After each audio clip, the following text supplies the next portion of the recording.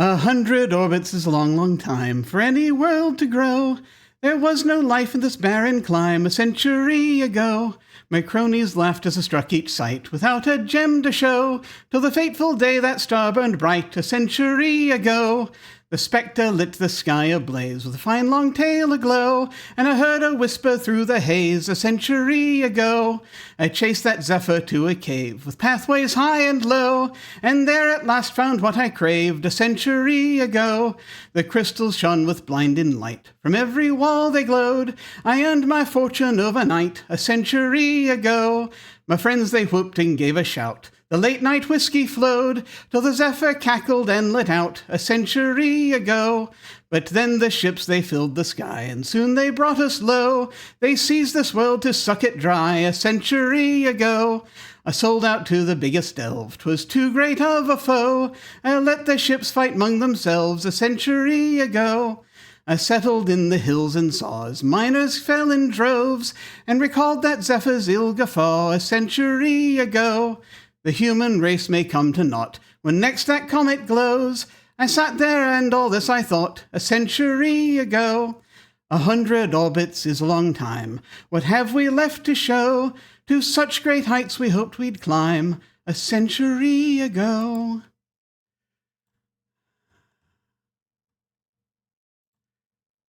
Welcome. Welcome one and all to the finale of Alas for the Angry Void. I am Jim. I use he, him pronouns. And we've been doing this for quite a while now. And we shall dive right in. This is a reskinning of Alas for the Awful Sea by Storybrewers Roleplaying to tell a gothic science fiction story set among the stars. We're going to go around and say hi to everybody, find out who they are and who they're playing. And we will start with Hollow. Hello.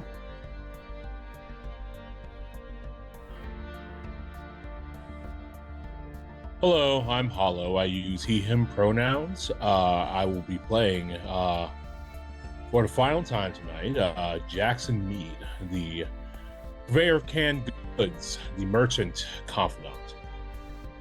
Excellent, excellent. And now we will head over to Cleric. Hello. Hello, I'm Cleric of Court. I use she, her pronouns. I'm playing Fergus, the odd sea dog, who also happens to be, well, it says creature, but really he's Ba. And he may have just blown himself up. Spoilers. We'll see how things go. And let's see, Mem is not with us yet, but is coming soon, we believe. Just has some real life stuff going on, but will hopefully be joining us before the end. And now we will head over to Robin. Hello. Hi everyone, I'm Robin. I use whatever pronouns, and today I'm playing Rust. He uses he, him pronouns and is the surgeon and the outcast. Excellent, excellent. And finally over to Katy. Hello. Hi everyone, I'm Katy. I use they, she pronouns. I'm playing Levitt Teague, who is a mercenary lover and also uses they, she pronouns. Awesome, awesome. You may use this, oh god. And now I'm going to stumble all over my words as I'm reading them out loud. You may see us use safety tools from time to time, like we do with other games on this channel. We're going to be using the X card, the N card, and the O card. If we hit something that's crossing a line for one of us, any of us can type an X in the Zoom video chat, or anywhere else, hold up a card, make an X symbol, and we'll back up and do something else. If something happens that we're okay having in the game, but we don't want a graphic description of it, we can type an N in the Zoom chat, and we'll fade to black on it or put it behind a veil, so it'll be there, but we won't go into detail. Finally, if we're exploring a topic or an area of roleplay that's particularly intense for us, but we want to keep going, we can put an O in the chat to let us know we're okay and that we're all good to keep piling on the drama.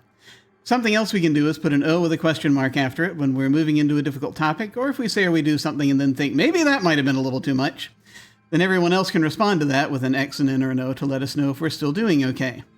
We're also using the pause. If any of us needs to take some time, we can ask for a pause in the game while we discuss things, or just take a break for as long as anyone needs. As a reminder, just a few content warnings. This game may contain gothic themes like gloom, despair, intense emotions, macabre scenes, romance, and curses, along with references to violence, alien creatures, colonialism, crime, death, exploitation, family issues, separation from family, homesickness, loneliness, starvation, sudden decompression, the vacuum of space, and vengeance. If at any point you're watching live on Twitch and you want to see that list come up in the chat, just go ahead and type ! Alas CW, and that will pop up there. It's also, as you can see, going to be coming up regularly on rotation.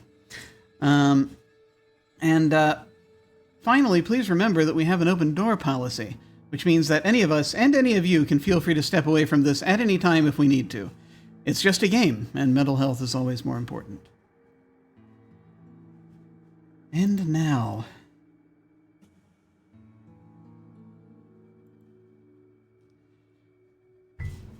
we get to it.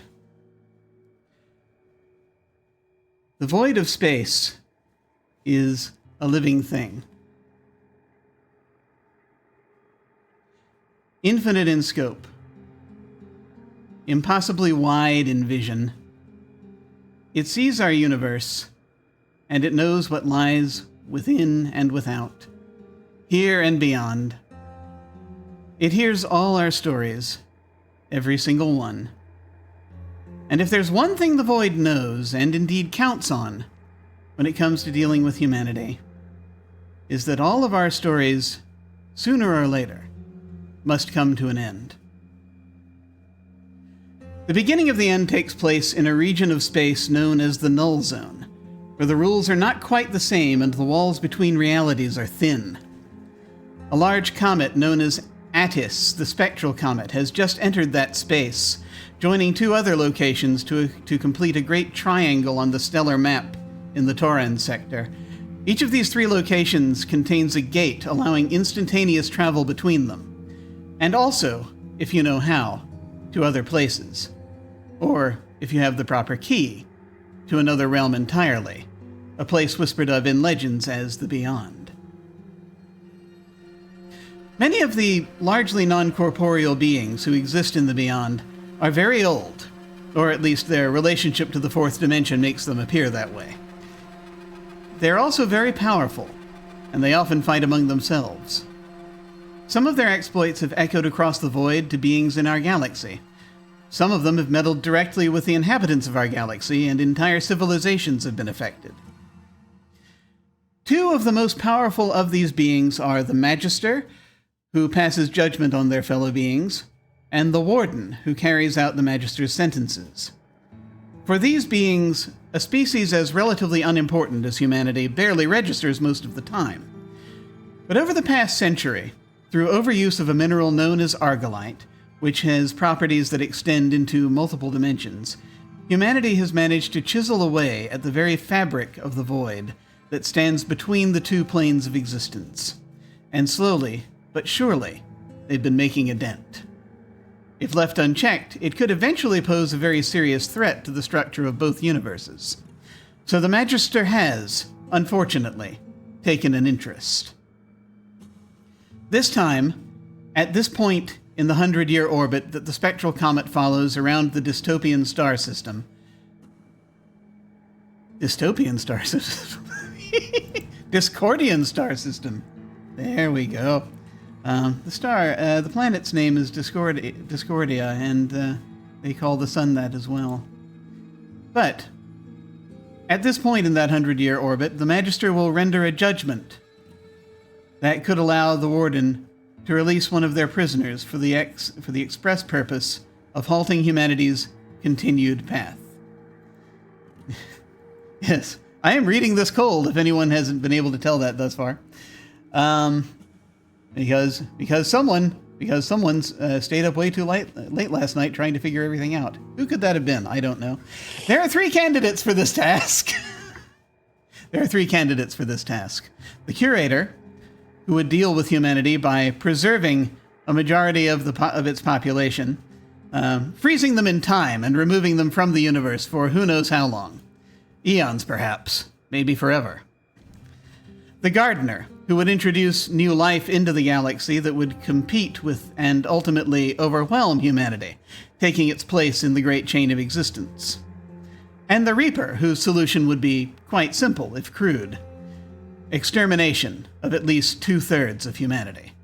One star system at a time. And that's if we're lucky. The three candidates have been reaching out psychically from their prison, looking across the void for those who might advocate for them when the time comes.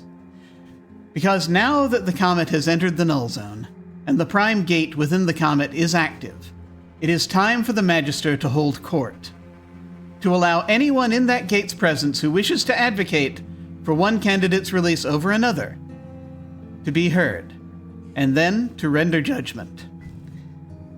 Or at least that was the plan.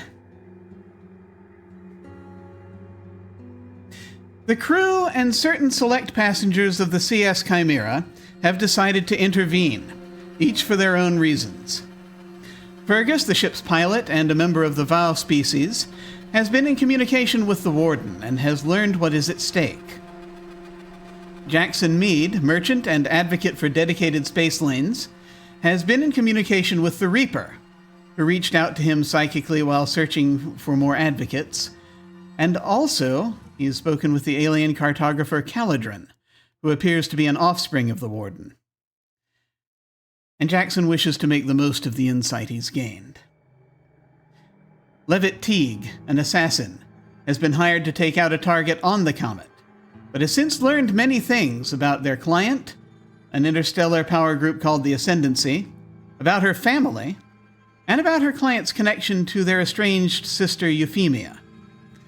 Levitt knows, through a former ally turned enemy, that Euphemia, Effie, who is a member of the Ascendancy, will be on the comet and wants to save her from her supposed comrades.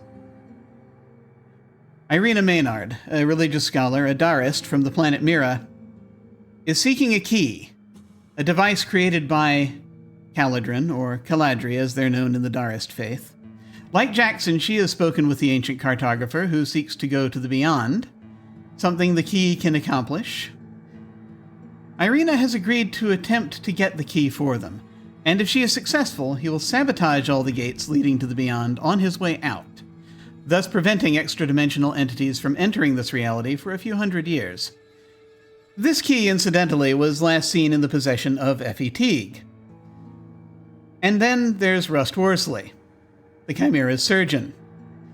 Rust has been trying to find a cure for the Blight virus, a programmable alien virus that's slowly been killing him, in the meantime bringing him exhaustion, dreamless sleep, and the most peculiar nightmares. The connection this has to the comet and to the overall situation will be revealed soon. The Chimera landed on Comet Attis less than a couple of hours before it reached the null zone. As they were touching down, a second ship appeared that was identified as the Vigilant, a science vessel belonging to the Crown Mining Corporation, who for the last few years in particular has been very aggressive in the harvesting of Argolite, a good deal of which can be found on this comet. Levitt quietly followed members of the Vigilant's crew down through the tunnels to the comet's interior, where she found the Prime Gate. Levitt, who was in touch with the extra-dimensional prisoner known as the Curator, through what appeared at first glance to be a strangely behaving communication device, looked around the chamber, under their instruction, for a means to help free them. Levitt was directed to a sigil just behind the gate that they would need to adjust, but they'd need a distraction. Jackson sat in his quarters and reached with his mind into the beyond as he'd been taught to do as a child. He witnessed a scene constructed partially by his own mind, substituting metaphors and more human-looking surroundings to aid in interpreting what was occurring. He saw the warden bringing the three prisoners from their cells to stand judgment within the walls of a prison, other prisoners muttering and jeering around them. Jackson began to murmur along with the crowd in an effort to stir them to action. The Reaper noticed his presence, and Jackson took a few moments to get them talking. They spoke of being ill-used to clean up the Magister's messes, and admitted to, some millennia ago, being the cause of the malfunction of one of Caladrin's projects, which resulted in the slow death of the planet Val. Jackson convinced the Reaper he was working on their release, but would need them to take out the gardener to reduce the competition. Meanwhile, Fergus snuck on board the Vigilant, intent on disabling its scanners. He found 4 explosive devices hidden in their cold storage room. He picked one up and took it with him off the ship, intimidating any crew members who stood in his way. Once clear of the ship, he activated the bomb and hurled it at the open ramp of the Vigilant. At that moment, the spectral comet entered the null zone. There was a flash of light as the bomb detonated just a little bit early. As the zone's unusual properties began to wash over the comet, Levitt fired at some of the crystals embedded in the cave walls, distracting anyone present from what she was doing to the gate. The gate itself activated, and Jackson witnessed a prison riot beginning, the Reaper quietly attacking their guards, and the Curator taking advantage of the chaos to step out of the light and go somewhere.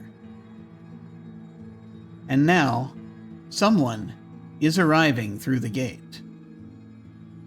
But before we engage with this tense, chaotic moment when anything could happen, let's step back in time just a little bit.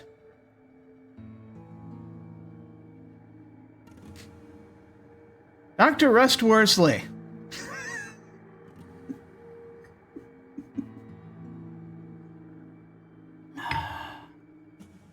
Some things have been going on, just so you'll know. Yes. It is an interesting thing where there was a point where folks, I know when you were last here, when you were last here with us, a number of them went through the gate to the space station, and things happened on the space station, and Levitt escaped from the place they were being held, arriving on the station with a shuttle. And when I say arriving on the station, I should be saying arriving in the station. Dislodging the reliquary chamber that it turned out they were keeping the body of Caledron, who's asleep, actually, not deceased as they had expected. This was in an effort to prevent the Ascendancy and their cronies, the Cinder Throne, the Galactic Syndicate, from getting a hold of Caledron. It worked, but they did get a hold of the key. Now, all of this is to say that I feel as though during this time you've probably still been working on the problem of your situation. The problem of my situation. Yes. The problem of your situation. Turns out that Dr. Stoppard had also been kidnapped by the Cinder Throne and was being held on the same ship. Well, Levitt got him out. And so that is why things stand as they are on the Chimera, and why Stoppard is on the Chimera now as well. I have given you a move that we're going to look at to a lot has happened on this campaign. I am just realizing as I say all of these things, there's so much. But we're going to look at this move that will help us get things caught up. So as time carries on and stress mounts, your symptoms worsen slightly. There are strange brief points in your nightmares when you will see a vast garden with unusual plants and hear someone humming an odd tune as they work within. There are times now when you can even spot this garden while awake, along with some of your nightmare imagery. But fate has reunited you with Dr. Florence Stoppard, who is now on board the Chimera. Again, how she got there is a long story, involving Levitt, a mercenary conflict, the Cinder Throne, and molestation, but Florence will be happy to regale you with the details when there's time. For the last few days, you've been working together to learn more about the strain of the blight virus you carry and how to stop it. I'm going to ask you to roll plus brains, and on a hit, Stoppard will open up at least circumspectly, about the hidden contents of Dr. Coy Shackley's data cube that he gave you, and that you were that told you to get to Florence. And 10 plus, you'll get to choose 3 things from a list that we have here. On a 7 to 9, you'll get to choose 2. On a miss, you will learn the contents of the cube, but in a way that attracts both an eldritch being's attention and Florence's displeasure. So whenever you're ready, before you roll, do you have any questions? No, I don't have any questions. All right. When you're ready, roll plus balance. Not balance, I'm sorry, brains. Brains. Thank Okay. you. That's Okay. about as good as we could have expected. Okay, well, you got an 8, so that's a 7 to 9. So, Stoppard is going to at least circumspectly tell you some things about the hidden part of that data cube you couldn't get into. But first, you get to pick 2 things off this list, which I'm going to go ahead and put in the Roll20 chat real quick. Yes. Discover, each 2 of these items. I would like to pick, you discover exactly how you contracted the virus and how it travels. And I would like to pick, you discover from whom you contracted the virus. Okay. Excellent. So you do not discover something ancient to which the virus is connected, and you do not avoid the notice of something ancient to which the virus is connected. So, this is, we're going to say, happens at some point during the voyage out to the comet. It's a thing where it doesn't take that long to get to where the comet is supposed to be, but the comet phases in and out of reality, so it takes like a couple of days to actually find a window to land on the thing. And some interesting things come to light in your joint analysis.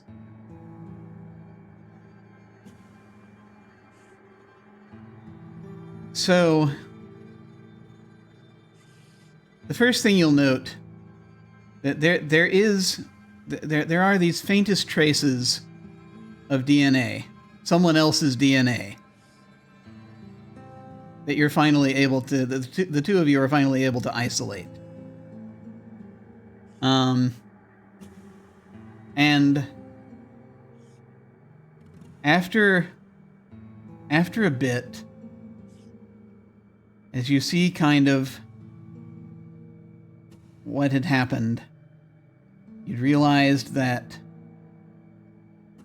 it traveled through the blood. Person's blood you were in contact with. And once your computer is finished assembling the models of DNA, you figure out whose DNA it is. It's a very old sample that you have. The DNA belongs to Baxter Teague. I knew it! Son of a bitch. He had the virus, and from the looks of things, and Florence can confirm this, just looking things, once you figure that piece out, Florence is able to help out and be like that. He thinks that is who the virus was programmed to kill. And you think that it got into his system from what you're able to read back on the thing. It would have to have been conveyed to him through some sort of liquid. Probably some type of alcohol. He probably drank it at some point.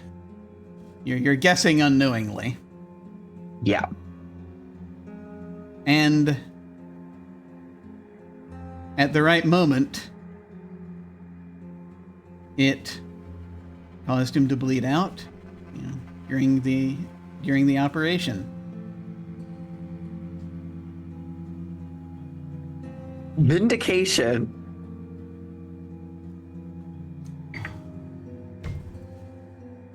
I did not do a medical malpractice. That wasn't me. That was not you, as it happens.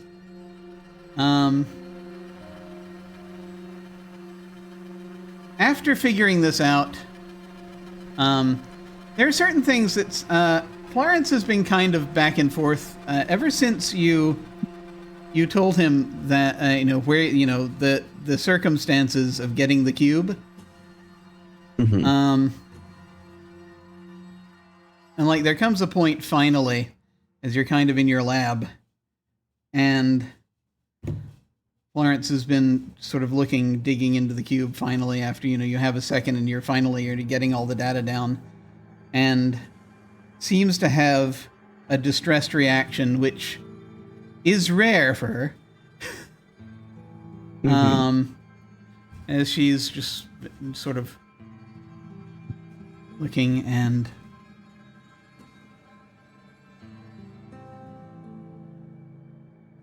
this is great for me.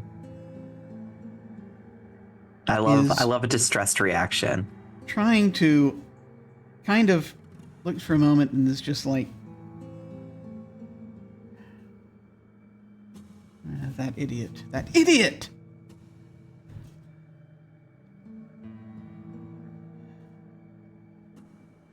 Are you perhaps referring to our late friend, Dr. Shackley?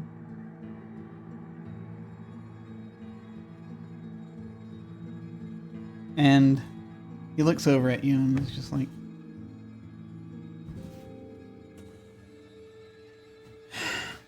no, it's nothing to be done about it now.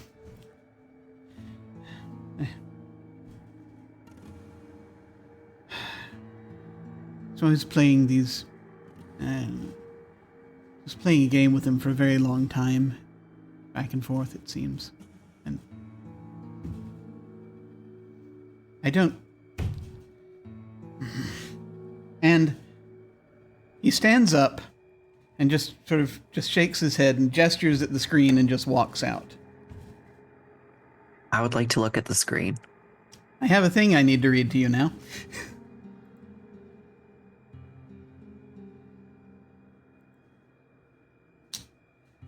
It's a message. And it reads thus. My dearest Florence, I'm sorry I've not been more communicative of late. I fear the company has begun to watch me a little more closely since the upcoming mission was announced.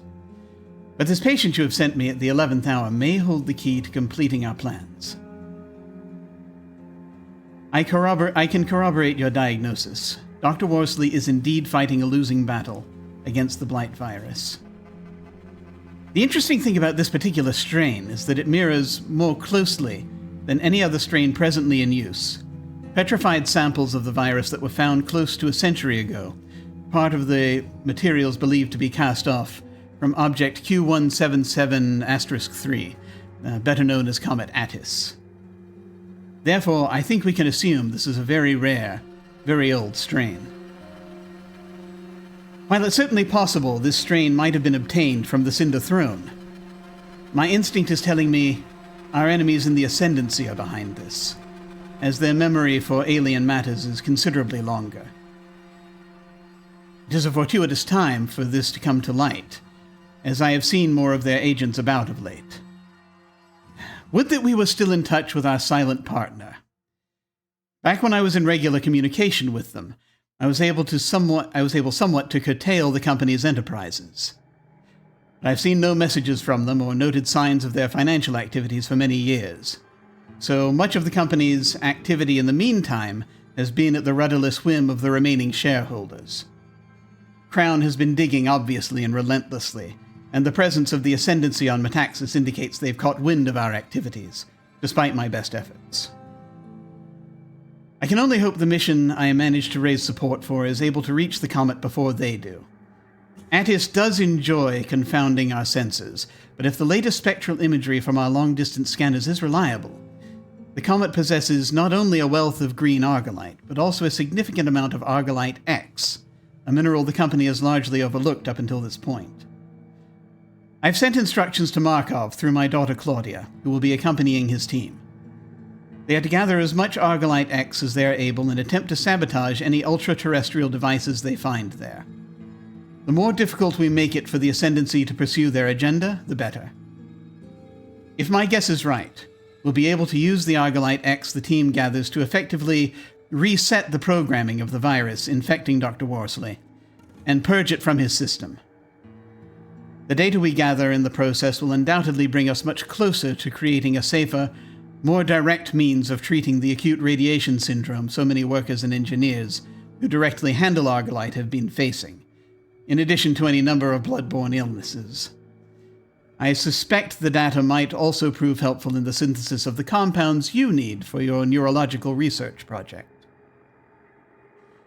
On personal matters, I will be brief, for I know you despise sentiment. I would merely say this. My children are all adults now, and Pearl and I have come to the understanding that we are no longer a part of each other's day-to-day lives. So I pray that one day you may forgive me my past transgressions, and that we may have the freedom to pursue our lost happiness together once again. Yours eternally, Goy.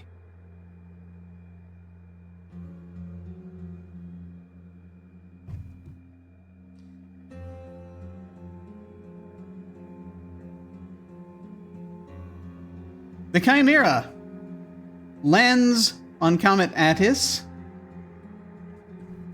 and there is much scrambling about and things happening. Now,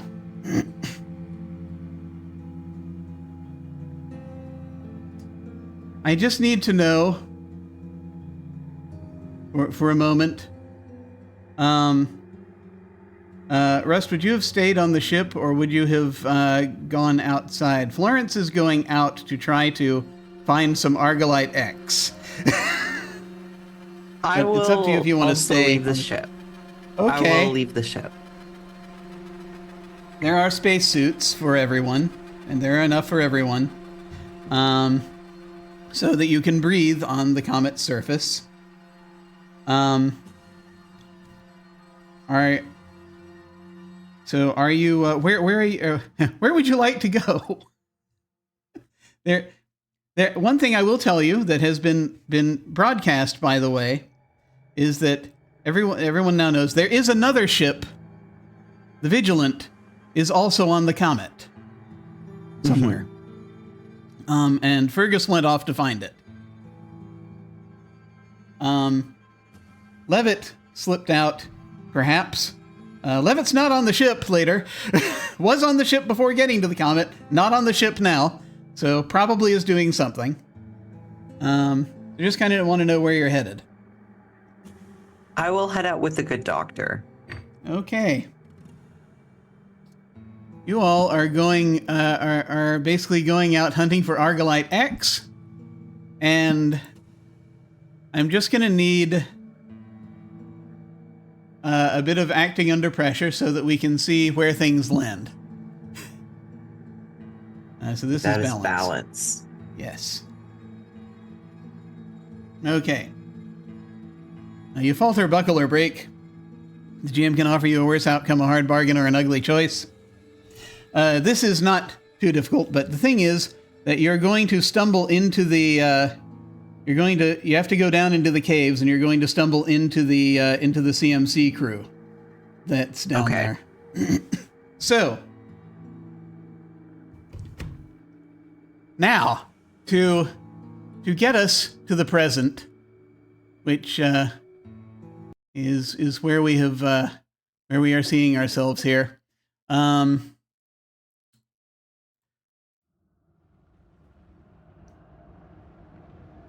It's about, let me see, how many people made it down into the caves? Let's see. In addition to our PCs here.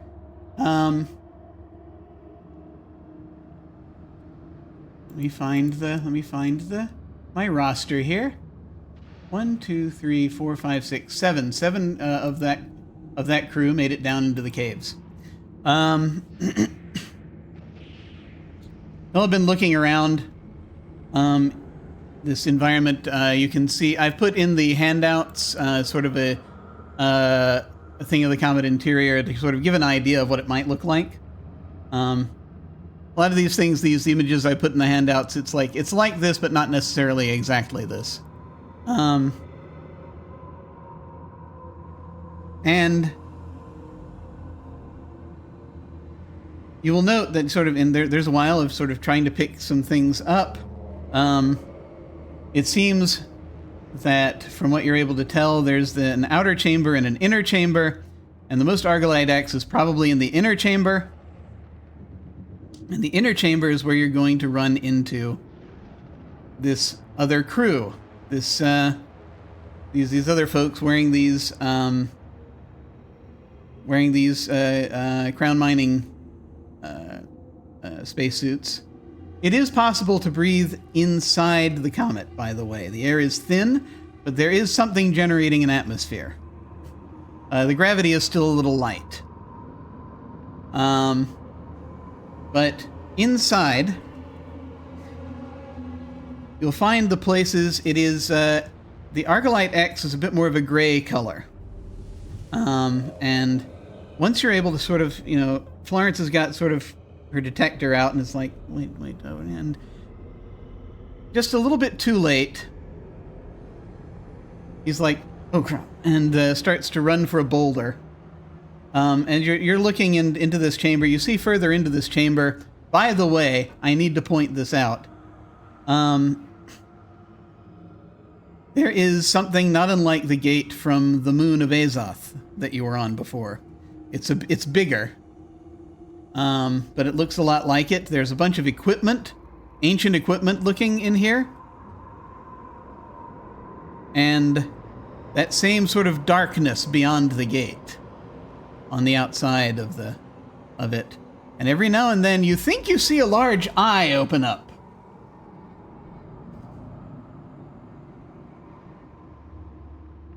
But this other crew just sort of looks over, and the one in the lead, as they're around, they've been taking samples, they've been looking around and gathering samples. And the one in the lead will step forth and say, "Who is there? Identify yourselves."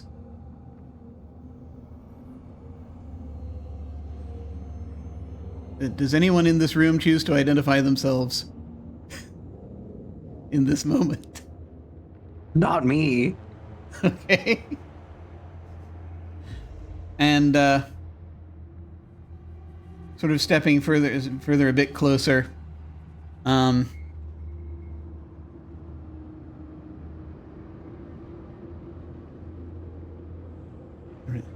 This is the...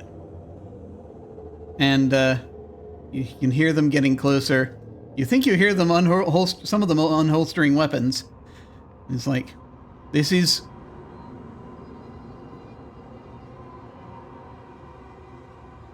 Captain Markov of the CMC Science Vessel Vigilant.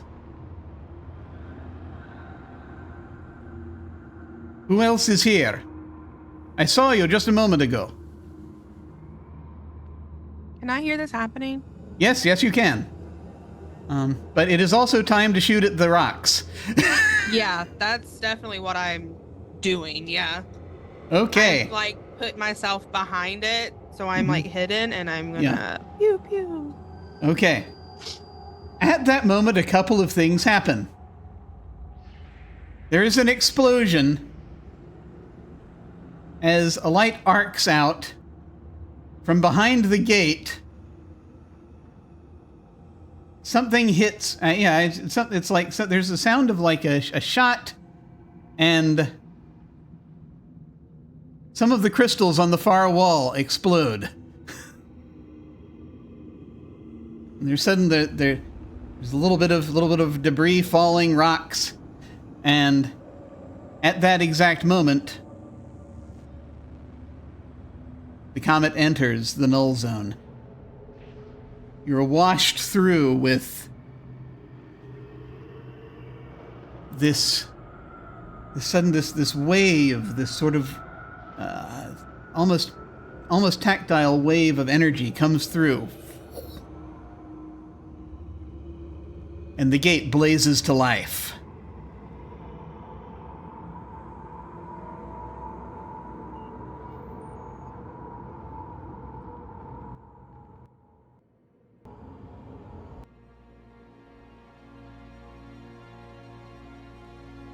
And you see someone, and so there's a moment. You have a moment. It seems like there's maybe some figures beyond the gate about to come through. Didn't the curator like tell me I had to didn't he like walk me through adjusting it so he could come through? You've made the adjustment. Yes. Okay. So that's what I'm going to, as I see the figures, I'm still like have myself tucked up against the side of it, so I'm not seeing, but I'm like leaning out a little bit to sort of observe what's happening because like curiosity. Of course. Okay.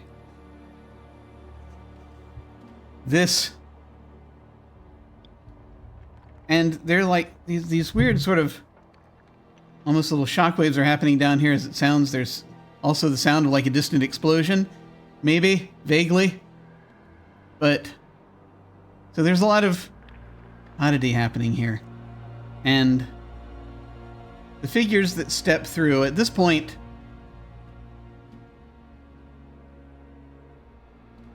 the crew of the crown crew are just like scrambling around a bit. And some of them are like trying, what the hell's going on? Some of them are trying to they're getting to cover. They pick a different boulder, so just so you're aware. A couple of different rocks. And from out of the gate, you see it's about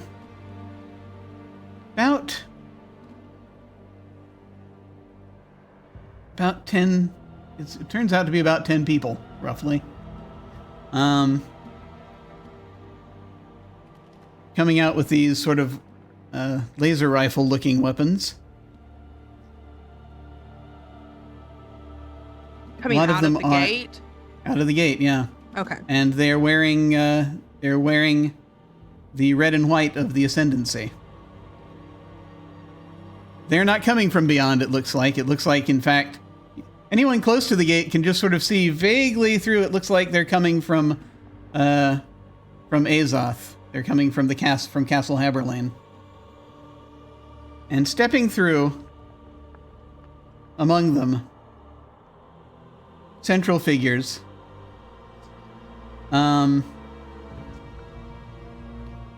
That at least one of whom is recognizable to those here present as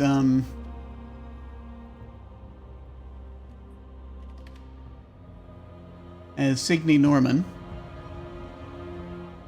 And to her right,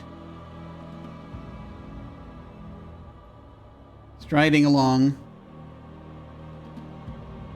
about a head taller, is Wolf Grevel.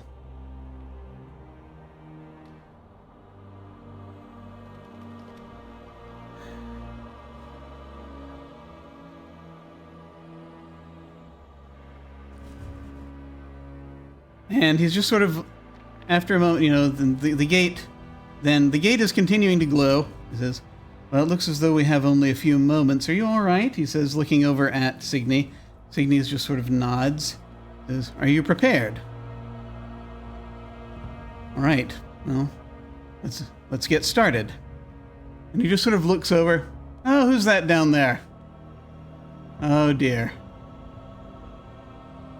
And you hear crying out again, Captain Markov, CMC Vessel Vigilant. Shit. He sighs. Well, if you want... that is disappointing. You want something done, I suppose. I'm going to put myself in between Markov and Wolf. Okay. I just dart out. And I'm just like, wait. You see they're powering up their laser rifles, and they're looking at you, and they're pointing their laser rifles, and they're like, huh. Very unexpected. And we're going to cut over. Person. Yes, you are an unexpected person. And we're going to cut over to Fergus, who has just blown up a ship, or tried to blow up a ship. Fergus. Yeah. I need you. This is kind of important, because you're trying to not get caught in this very strange blast that's happening right now. And so I am going to need you to act under pressure. Of course.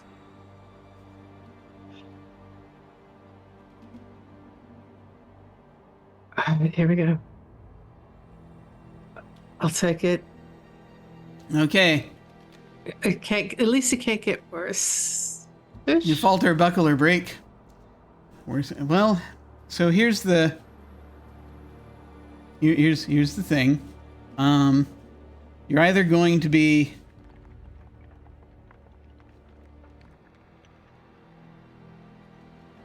I think actually all we're going to say is that you're at a point that okay.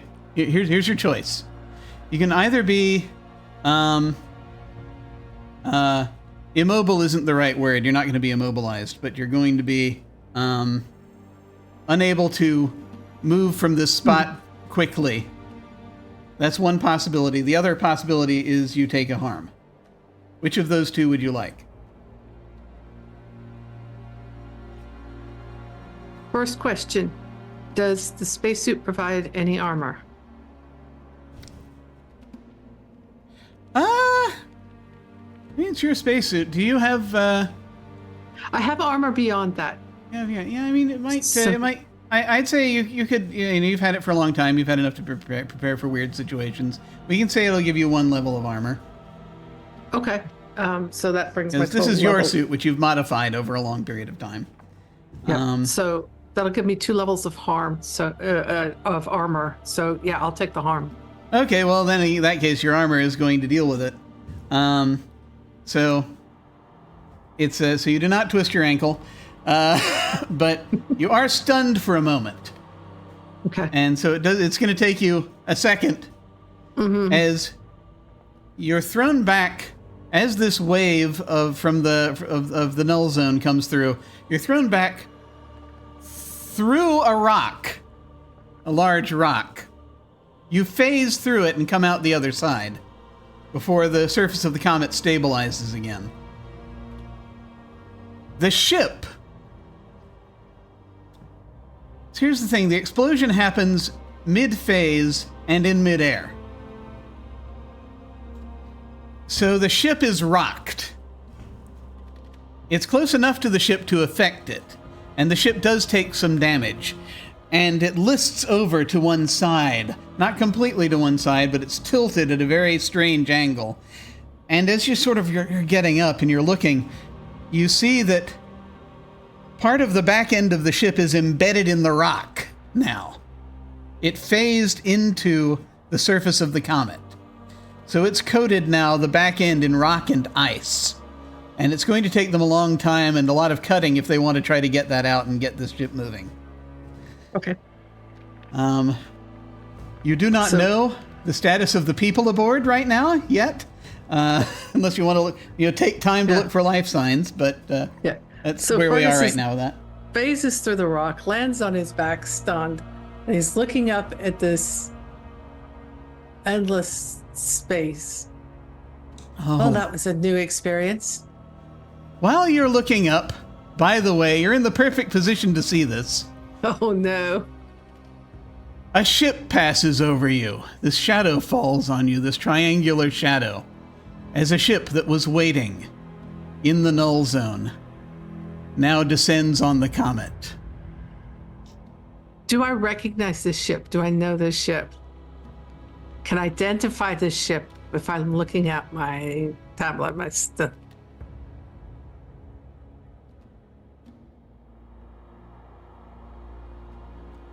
It's the Timberwolf. All right. Through the comms, and he's going through the Chimera's comms. He just says, the Timberwolf is arriving. Everyone hears that. Yes, Jackson, by the way, you are thrown out of this vision at the moment that explosion happens. There's this little, the jingling of bells outside your quarter as Trinket runs past, wearing this sort of bell harness of little warning bells to indicate that you have entered the null zone.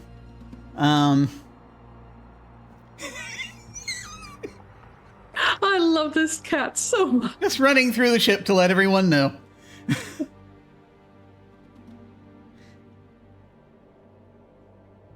All right. That's fine. That's fine. Nothing. Trinket has run away.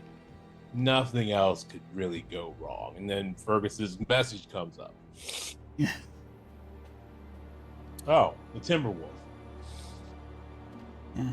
Jackson, you're getting the feeling, by the way, from the vision you were just having, is that you're in a different kind of space now, and it's like if you wanted to try to engage psychically with something, it would still be possible, but it's going to be a little more difficult because of the sheer amount of... It's like swimming through molasses. There's like a psychic field all around you right now, and probably everything. Well, no sense in applying my my efforts where they aren't easily used. And the Timberwolf is here. And something blew up. That's probably Fergus's fault. And could be Levin's fault. It's 50-50.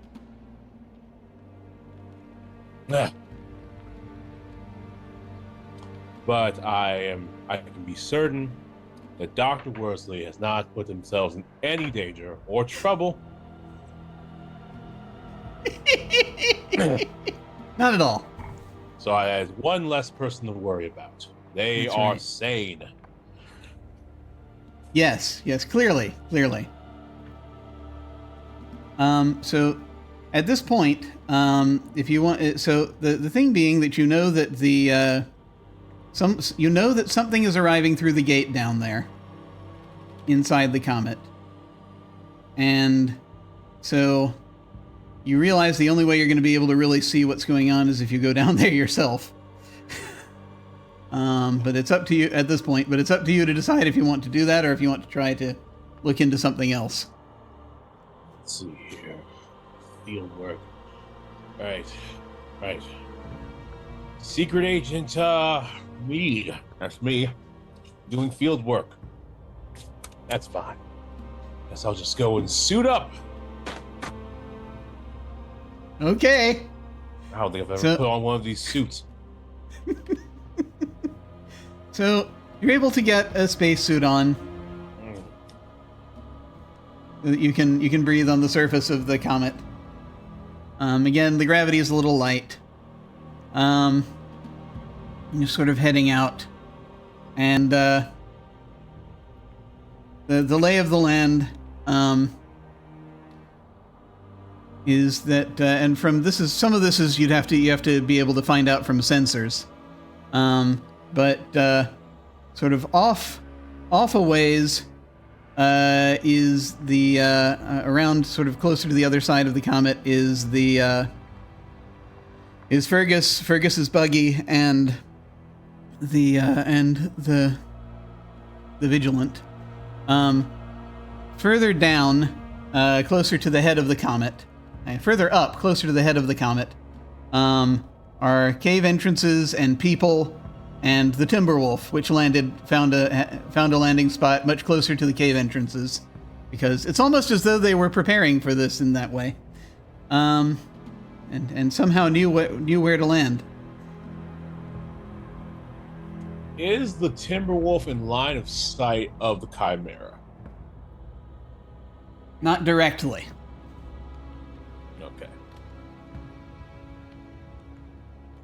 Okay. I wouldn't know how to work a gun on this thing if there was one. Never mind.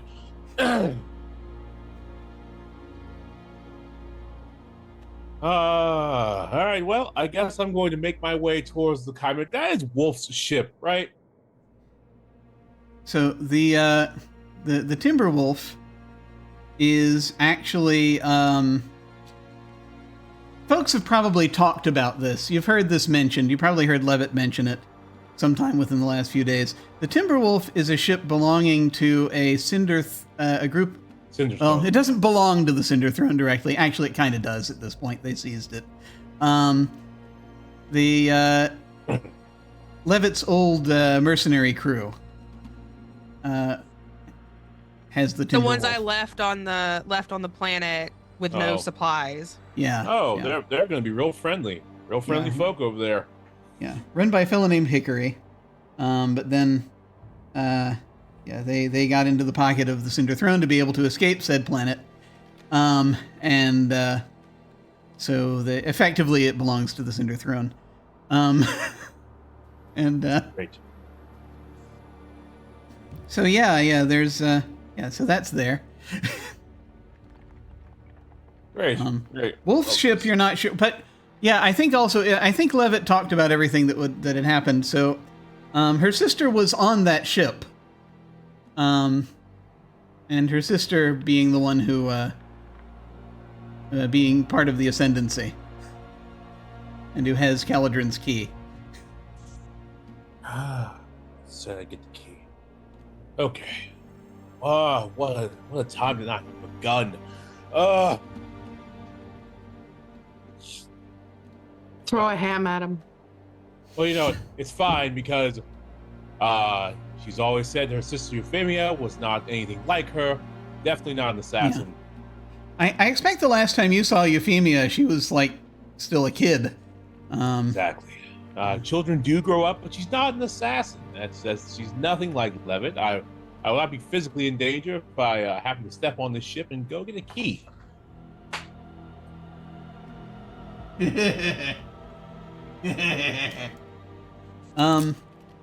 So let me briefly then ask Fergus. Jackson Sorry, go does ahead. note that Effie was the one that did steal the key, though. Yeah. Yes, but Okay. Stealing the key is like you can pay people for that. That would Okay. directly make Euphemia Okay. dangerous. She By also my killed the record. Sentinel on the way out. I should point that out. Also, to get the key, she did kill one of the Sentinels. It'll be fine. I'll just talk my way right on past. I'm sure it'll be fine. Okay. It'll be fine. So, you are trying to... Important question. Are you, you want to try to get there before anyone leaves that ship? Yeah, I will. Jackson will actually sprint. Oh For my once. god! Okay. So I'm Like, gonna this ask you... is the time. This is the time. It is the time. It is the time. It is absolutely the time. I need you to act under pressure. This is balance. Oh.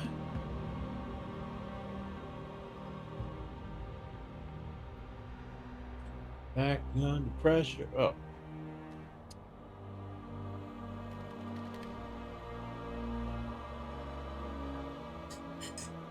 Here, roll 20. Could you please load?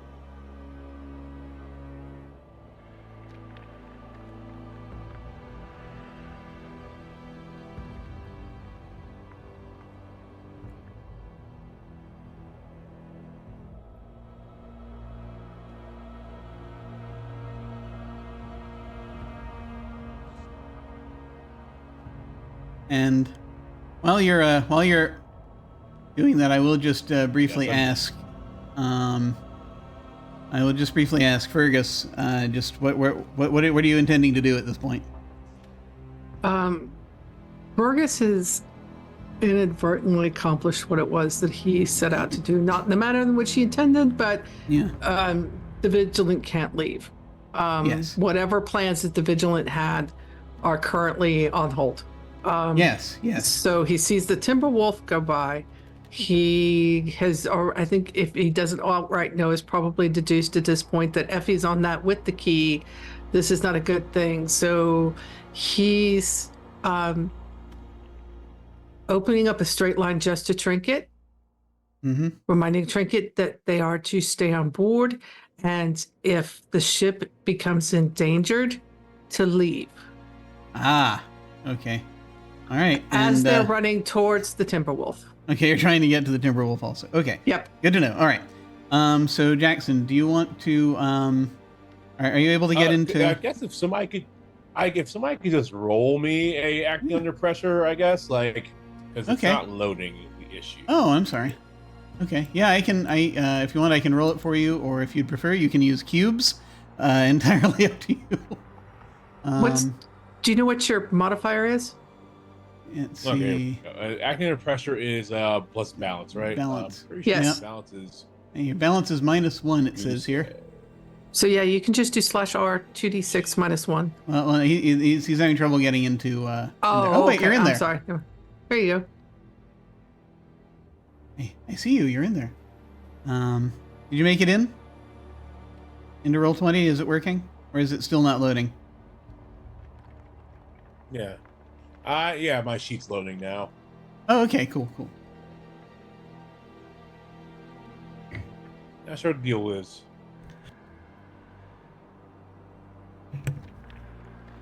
Yeah, it gets finicky sometimes.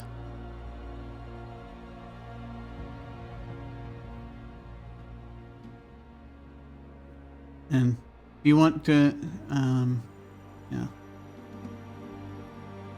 Let me know if you want me to just do the roll for you. Yeah, go ahead and do the roll for me, please. Okay, sure. Ooh. Okay.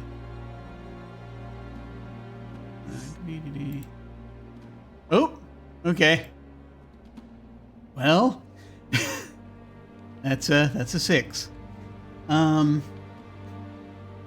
Let's see here.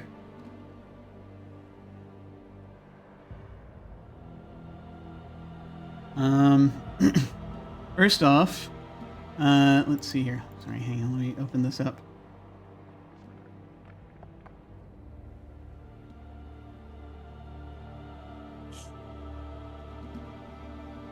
You see here. Sorry, I gotta check one little thing out here.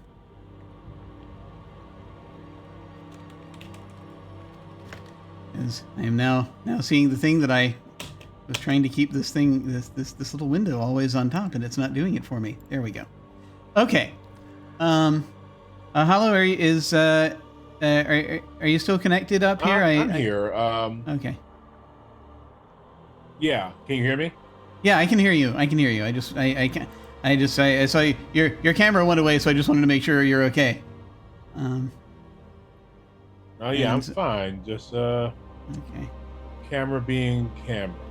Ah, understood. Okay. So I will tell you that yeah, it is going to take you. You are. Perhaps it has been a while since you have run in this way. Oh yes. For quite this distance in low gravity, which should make it easier, but unfortunately, you're not used to it, and so it is going to take you a little longer than you expected to get over there. I think what will happen is that Fergus will catch up with you before you're able to get to the place. Before you're able to get to the Timberwolf, but you can see a group of people, a significant group of people, leaving the Timberwolf and heading down into the caves. They got out of there pretty quickly, and it looks like they were just at the ready. They already had their suits together and everything. And so the two of you have just missed them going down into the caves. But you can see each other. You Jackson can see Fergus, and vice versa. Fergus has got a little buggy actually that he's driving. I think still. Yeah, Fergus will slow down long enough for Jackson to hop in. Yeah, just Jackson. Also, we have buggies.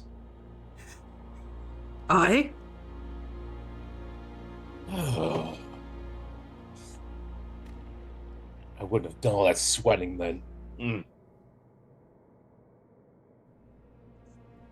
No. To be fair, they weren't. It wasn't obvious that they were they were there. Yeah. I think you've got at least. You may just have the one buggy, possibly. But in any case. Fergus just mutters, "But no, don't have sweat glands." Yeah, that might be a problem. Okay, so you're heading down toward the cave. Let's find out what's happening inside the cave real quick. So, Levitt is standing between this group of members, this ascendancy group, some of whom look... There's something weird and out of place. It's like their uniforms aren't all of this time. And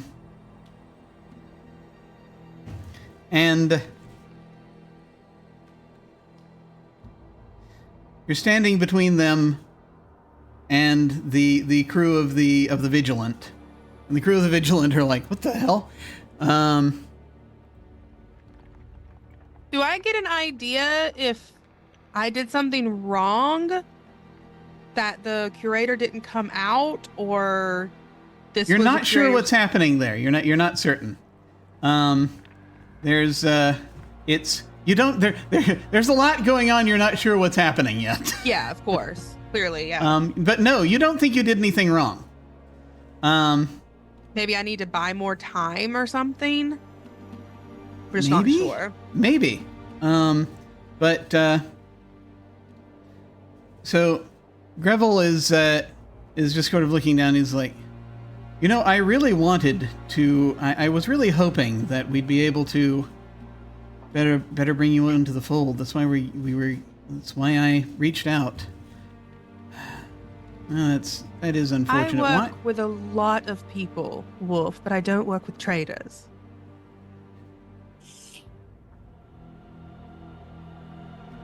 Just who do you think we're betraying? You betrayed my father.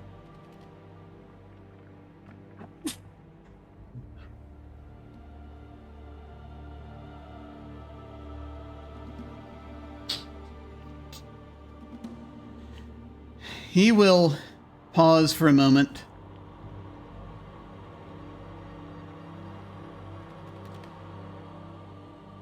Let me ask you, are you trying to get under his skin or anything right now, or do anything in particular? Yeah, I'm trying to pull this, stretch this out as long as I can. Because I'm hoping, clearly not, but I'm hoping Fergus is on his way, because I've got Markov and I don't want to fucking have Markov killed. Yeah. But Fergus isn't on his way. I don't know that, Well, though, in character. Yeah, it's hard to say. Yeah.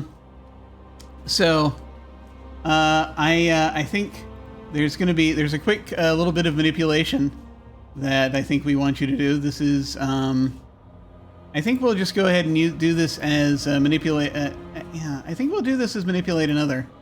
Okay. Because this isn't like a thing you're demanding of him exactly, but it sort of is. Just not consciously. You're trying to trick him. So go ahead and roll plus beauty if you would. A 10. Okay, 10 plus. All right.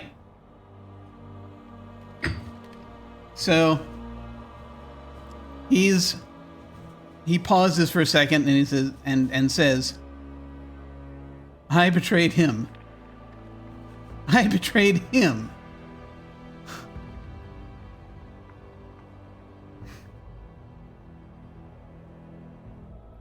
I don't think you know the whole story. You can't know the whole story. You I weren't know there. what my father told me, so tell me your side of it, Wolf.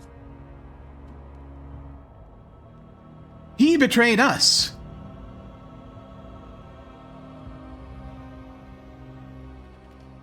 We welcomed him. He was more promising than anyone else we had at the time.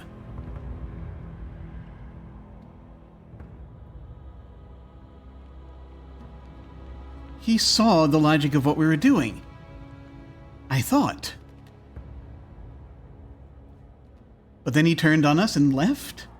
After we welcomed him in, after we told him what we were doing.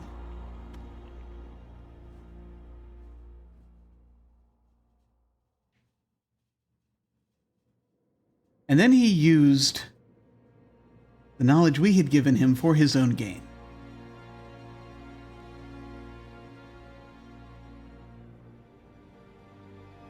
He does not... He didn't understand the burden we have. We are trying to shepherd humanity.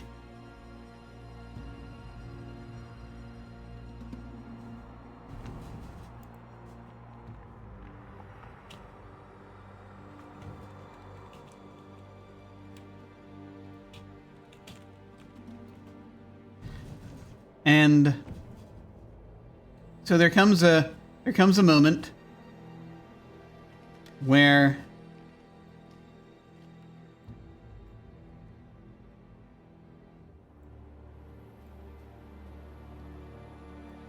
you can hear, and you kind of have this exchange happening for a little bit as this is going on. He's sort of kind of taking a moment, but he's about to say something else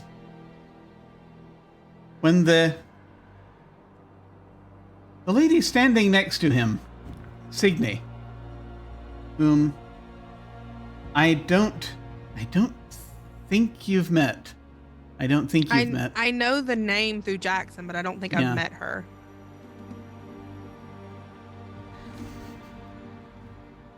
A voice rings out from where she is standing.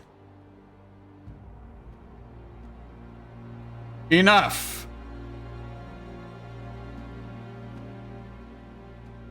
It is not a voice you would think she would be capable of producing. Her eyes are glowing gold. At this moment, you hear people shuffling into the chamber behind you.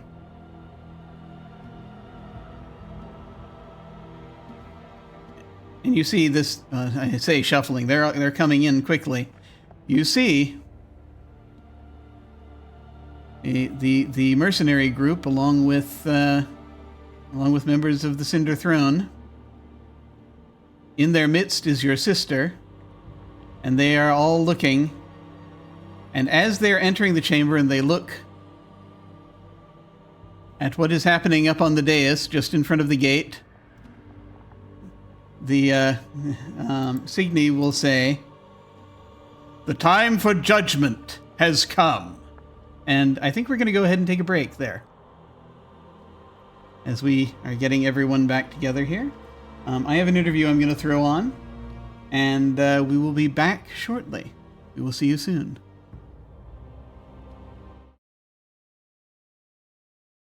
Welcome to the break.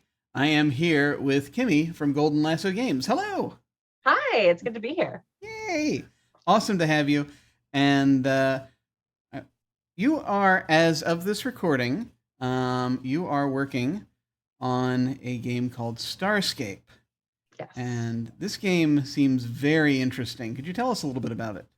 Sure. It's a powered by apocalypse hack. And it's space, as you probably guessed from the name. There are a bunch of different sci-fi space PBTA hacks, but this one is different because it's more about the trust, that like the ebb and flow of trust and the relationships between the crewmates.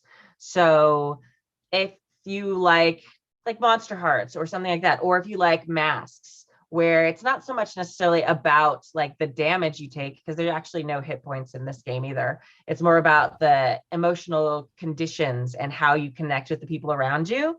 It's very much like a found family game. So if you like Farscape, if you like Firefly, even some of the Star Treks, like it does all those things like super, super well. And so that's really what I wanted to focus on. And like, there's so many times where you play a sci-fi or space campaign and you're like, okay, and then you travel for 2 weeks and you just skip all that part until you get to the next battle or until the next like mission. And I was like, no, what do you do? Like, okay, well, I'm mad at that person now. And then, oh, it's movie night on the Enterprise, but I don't want to sit by that person. Okay, it's better than that, but it's not that so silly. But like a lot of the interesting parts of Farscape and things like that aren't what's happening around them, but how they're reacting and working together with each other and their feelings for each other as a crew. So that's really what that taps into. And I mean, that's I think the best spacefaring sci-fi where you have that sort of crew set up, where the cast members are a crew of a ship. I think some of the best conflicts and some of the best story comes out of that. I remember even just going to I was at a con, seeing Peter David talking about Star Trek, and something that he talked about just with the specifics of the dynamics between the characters making the thing into what it was. Yeah. It was the thing he said, even just of like the original series, you put Kirk and Spock and McCoy in a room together, you have an episode of Star Trek. That's basically, it all just sort of funnels from there. Yeah. And so it's really cool seeing a game sort of that tries to actually tap into that and make use of it. So that's very cool. Yeah, I was over the pandemic, for a big chunk of it, I was pregnant. So, and I had a newborn. So I ended up sitting and watching TV a lot, because if you've had a newborn, that's what you do. You sit, especially if you're nursing, and you just sit for hours and watch TV. So I started, and I watched all the Star Treks back to back. So, sorry, speaking of newborns, so I started feeling, I want to play a game in this. And so I started looking at the different Star Trek systems that were out there, the official ones and like the not official ones. And the thing I found for most of them was that they really focused on like rank and hierarchy and things like that, which that is not what Star Trek is about. It is what the Federation is about. But if you really sit and watch a Star Trek episode, or many of them back to back, like I did for literally like 4 or 5 hours every day, like you start noticing like the rank system doesn't matter that much. Like when somebody wants to say, when they want drama, like they just listen, most of the time they just talk to each other. They use the ranks. Oh, captain, I think blah, blah, blah, blah. And they say normal things to each other.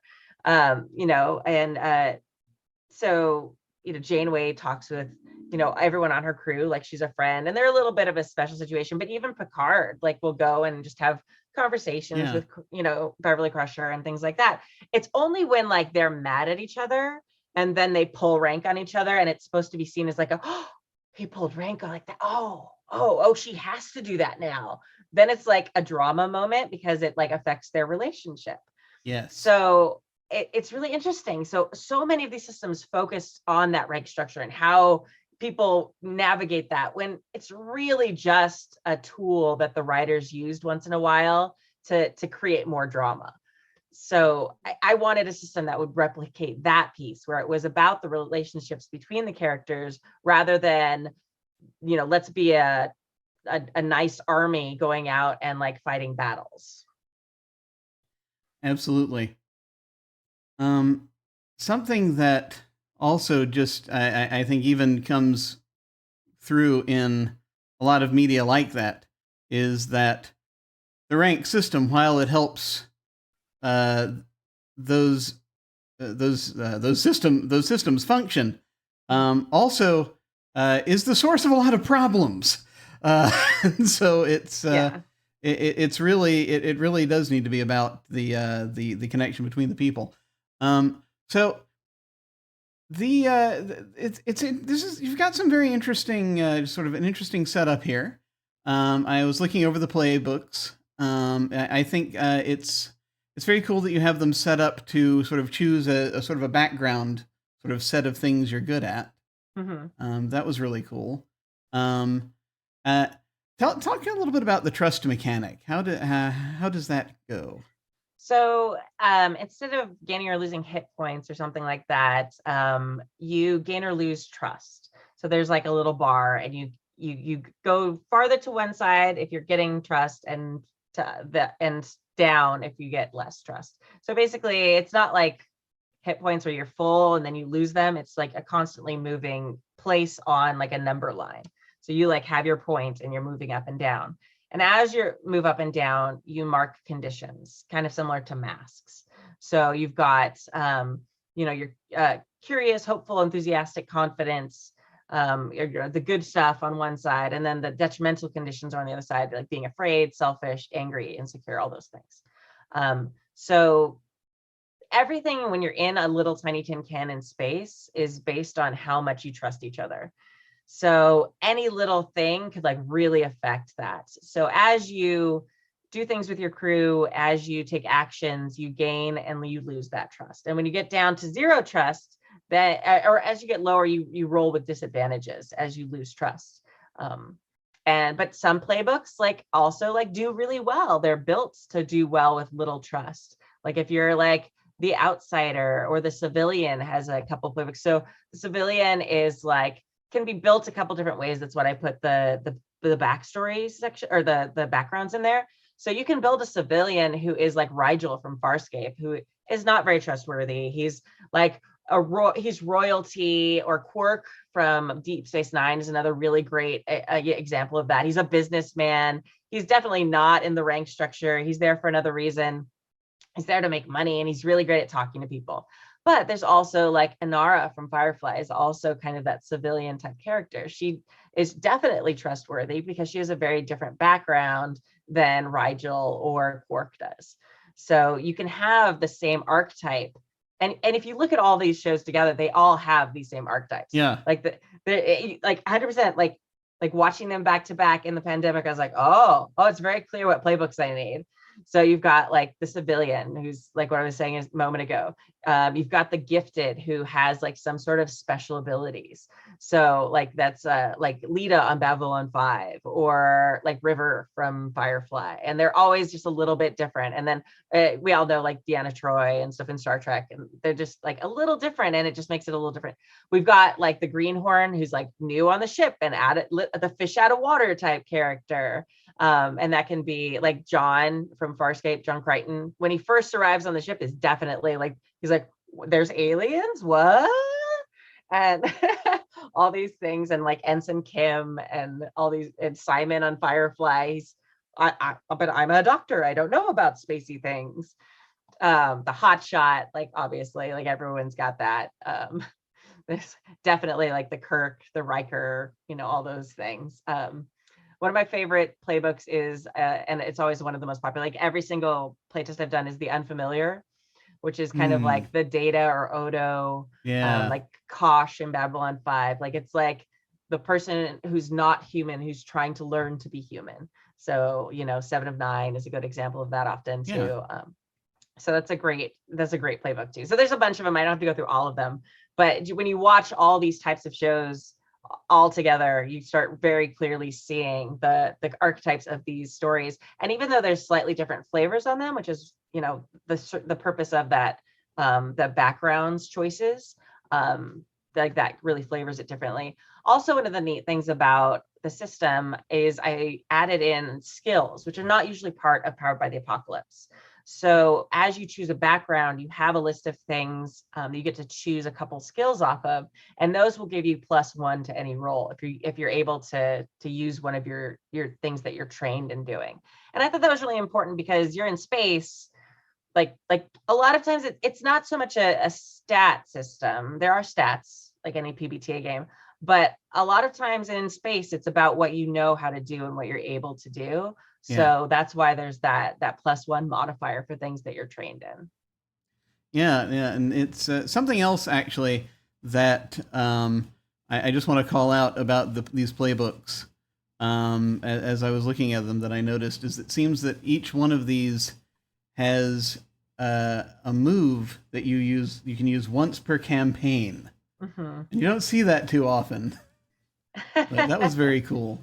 Yeah, like the stellar move. And that's like the epic thing where basically it's not even like a move. You basically take narrative control for a moment. And it's just like totally out there, totally different. But it also is gains or loses you trust. So like the Unfamiliar's move is, I think it's called Not Like Them. And it's basically, it's like after you're this character like Data who's been trying to become human, you adopted a cat, you did all these things. And it's like in that moment to save everyone on the crew or whatever you're going to be doing, you give up. Like you're like, nope. And you go super weird. Like all the little, machine parts come out of you and plug into the computer. And like everyone sees, like your face peels back and like whatever it is, it has to be very dramatic. You get to just narrate it. You automatically succeed. There's not a chance, but it has to be pretty extreme. And each move specifies that. And then after you do it, everyone around is like, says they trust you more, they trust you less. So it affects your trust score moving forward. Because it's like, maybe like, I trust him more. He totally saved all our butts. And someone else is like, what even is that? Like, I can't handle that. Like the skin just peeled back. No, I trust him less. So it has like long-term ramifications in the campaign too. And I think the other thing that I just want to call out here, because and I mean this is all brilliant. I love that how you're setting that up, because these things do need to have tangible costs, and in a setup like this, it's if it affects the role play going forward, that's exactly the kind of thing that you want. But the one thing the thing I also wanted to just call out, that the little thing I just wanted to call out that was that I thought was kind of cool, is that you can actually improve your chances to do something if you use technobabble. Yes, I am so proud of a technobabble thing. Oh my gosh. So there's a chart on there, and once per scene, if you use technobabble, you get to roll with advantage. So for Powered by the Apocalypse, usually you roll 2d6. So advantage, basically you roll 3d6 and you get to keep the highest 2.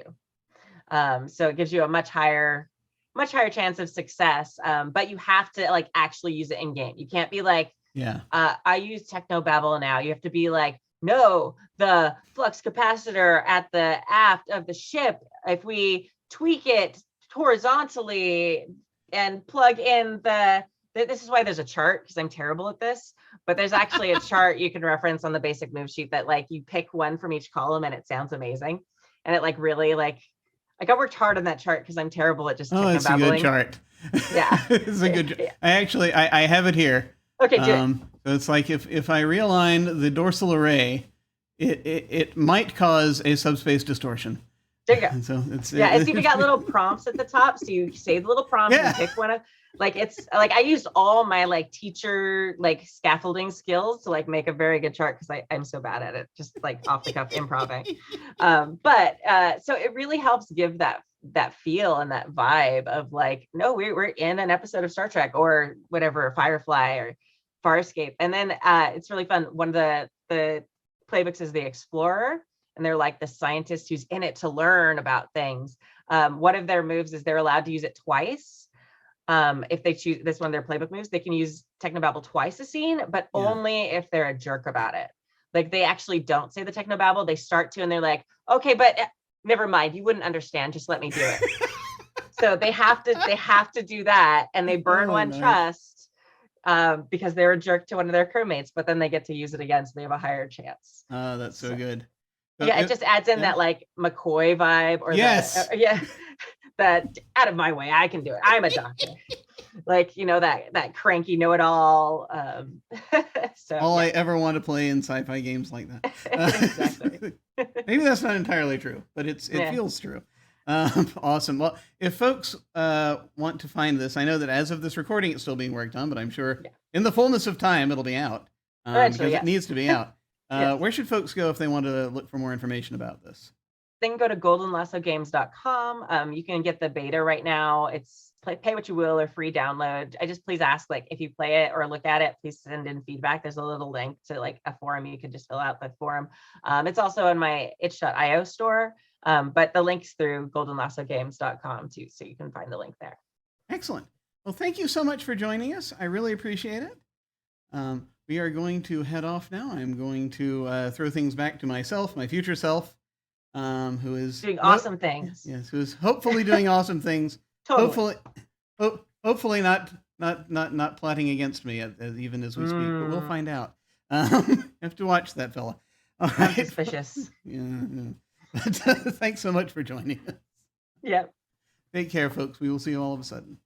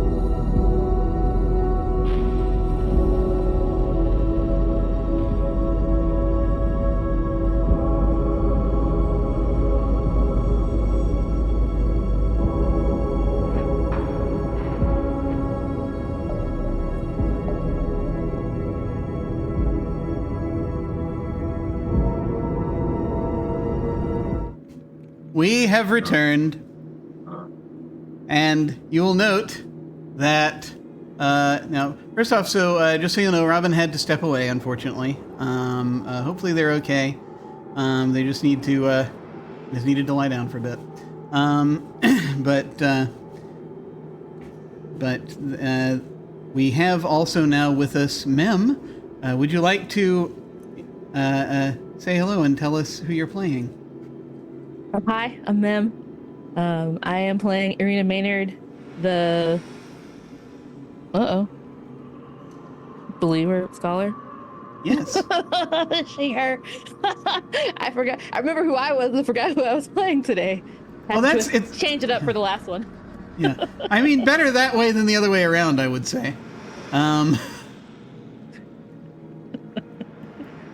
So, we were talking a little bit about getting you getting you caught up. I'm gonna just, for the sake of there's a little bit here that we know from the intro that you are seeking a key, a device created by Caladrin or Caladri,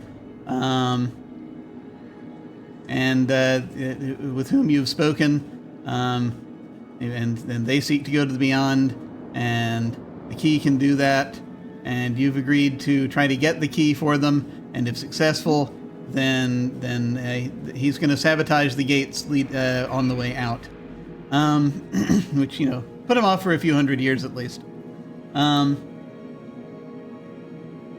But a thing happened not too long ago. I imagine, since we were just talking on the break about getting you in here, and we were thinking about that, you know, you're heading off to meet everyone else. What I imagine maybe what we could say, if you are up for this, is that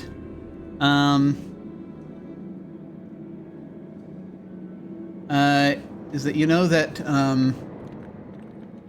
Rust and Dr. Stoppard already went down into the caves. So you could potentially have been trying to follow them, maybe, if you want to already be down there. Mm-hmm. That's a possibility. Or you could have been doing something else. You could have been following someone else or trying to do something else. What do you think? Is there a chance that this key business is in the cave? Last we know, the key was in the possession of Levitt's sister, Euphemia. Yes. And as of, so, quite a while after they go down, a bit after they go down to the caves, you hit the null zone. There are certain sort of strange tectonic things, you think. Not tectonic, that's the wrong word. There's some strange things happening. There are rumblings on the on the asteroid. I'm doing it now. On the comet. But once you've hit the null zone, and sort of things are shifting a bit. But the Timberwolf arrives, and the Timberwolf is close to the caves, and they too. So let's see. When Jackson and when Fergus and Jackson spotted the Timberwolf coming, they headed out to try to follow them. They didn't quite catch them in time to keep them from going into the caves, so they're following them down into the caves probably. If you'd prefer, we could say that you're catching up to that party. Yes, because I remember Gladry told her to talk to Jackson, her favorite human being on the planet. Oh yes, of all planets. So she's gonna try to catch up to talk to him. Okay. So I think we're going to say that you have already been, you're able to intercept them because you've already sort of, you got out of the, you were already sort of stepping out. You had to put on a spacesuit to be able to breathe on the surface of the comet. But once getting down in there, then it was less of a. It would be less of an issue. There is something generating an atmosphere inside the comet. Hang on, as I make some quick adjustments. It looks like we lost Jackson for a second here. Let me go ahead and there we are. And hopefully all is well. So I guess I was going to have the conversation happen on your way down in there, but unfortunately it looks like we can't do that right now. So hopefully That's okay. Hopefully all is okay. But yeah, we can say, let me see here.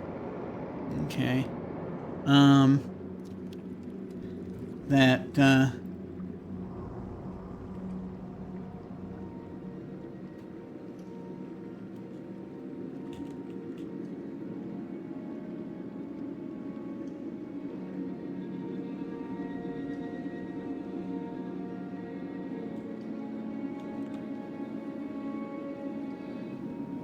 I'm sorry, just checking in on one tiny thing here.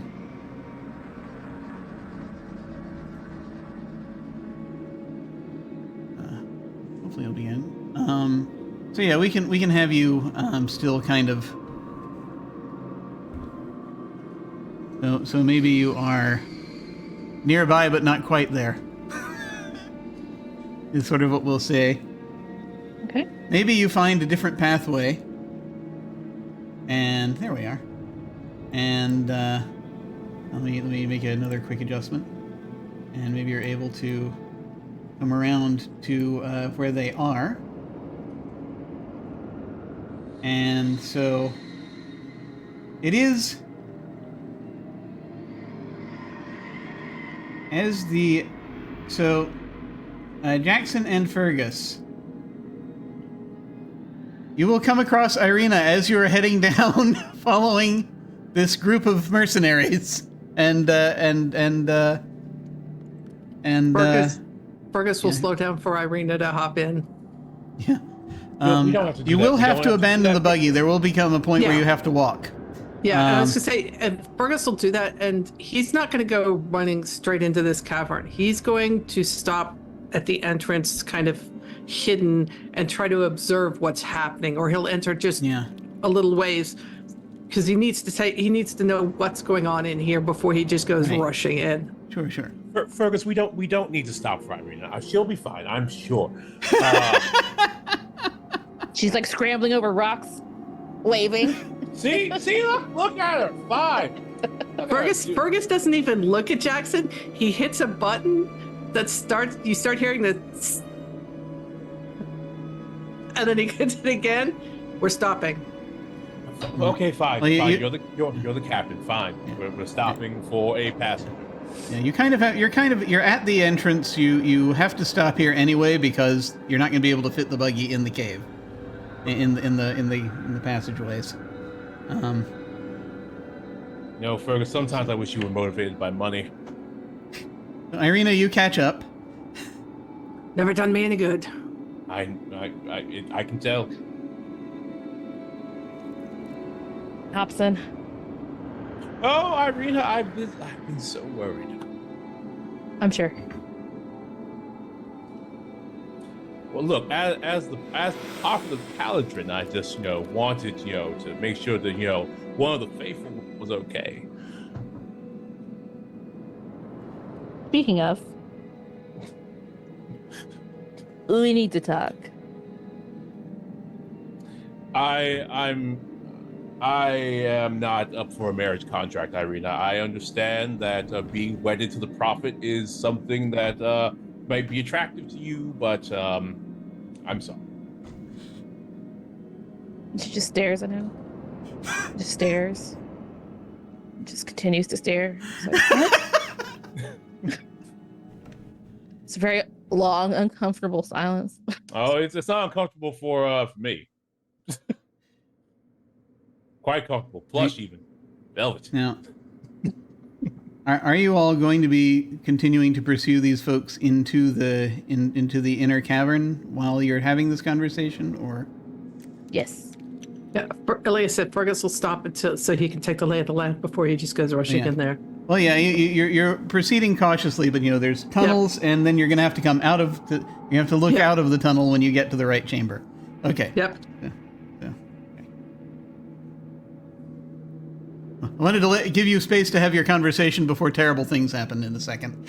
All right, Arena. Fine. Oh, boy. What do you actually want to talk about? I've gotten it all out. We need to get this key so we can close the gate. And as you are someone who's firmly a believer of it's none of your business, it has nothing to do with you, if we can close this gate, then we won't have to deal with this. It'll be someone else's problem by then. Maybe Fergus's problem still? She kind of looks over, a little nervous. So Fergus has muted them. So here's the thing. I have come to the understanding that some of these things, be how I've tried not to, have become my problem. Only some things, not all of it.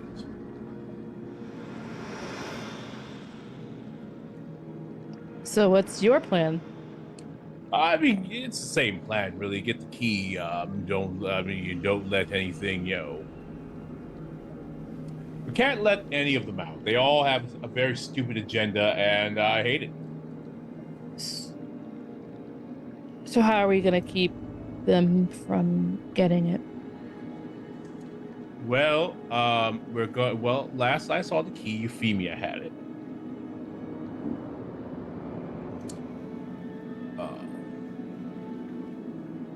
I think there's gonna be a lot of people down there, so we just have to improvise. Improvise? You're just gonna walk down there with no plan and some hams and just hope for the best? It's not plan and some hams. Sorry, my mic's on. I just realized. No, not That's no awesome. plan and hams. Just sheer confidence in my ability to get through a fire unscathed. And hams. Although hams will have nothing to do with this. Can't apply everything with hams. Because once again, a long silence. Arena's just like, oh no. Okay. So what we're going to do is ask Fergus for help. I don't think Fergus is even listening to us right now. I can tell. Because Fergus surely would have reacted to that idiotic statement you just made. Oh, which one? Which one? Because everything that comes out of my mouth to you is idiotic, so which statement? You know, you and I have never agreed more on anything.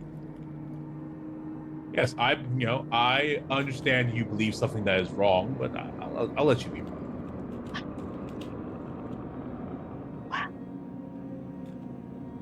Surely we can cut aside the daggers and the little kitty cat claws that you were so afraid of and just get through this together. Oh, there's no cat here.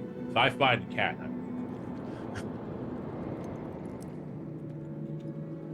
Fergus clicks back on his comb. You two done yet? And did she accept the marriage proposal? no, she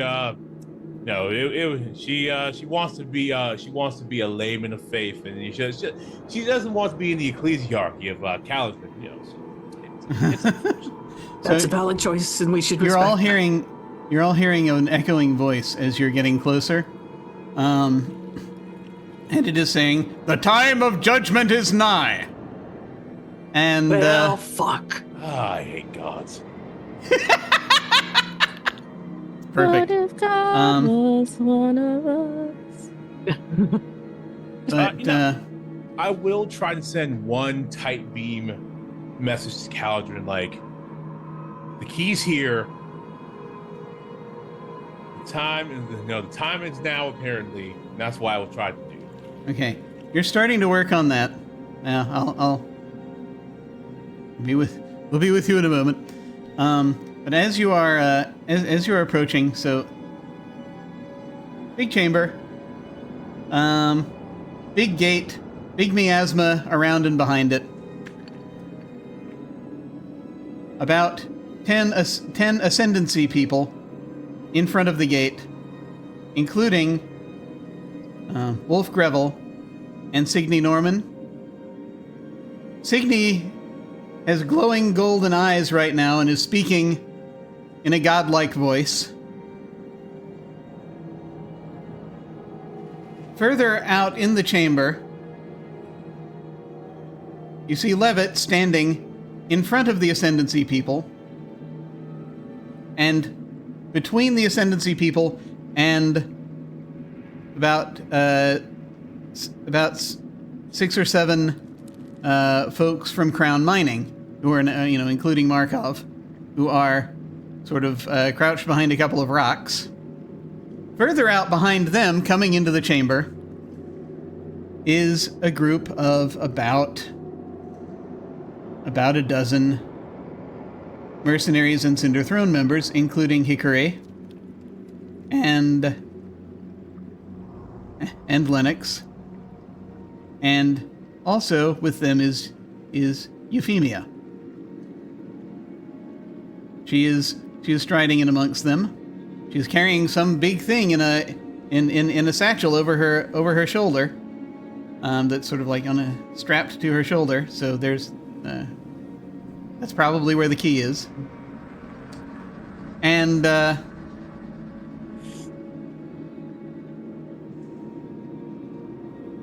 Levitt, you'll note that at this point,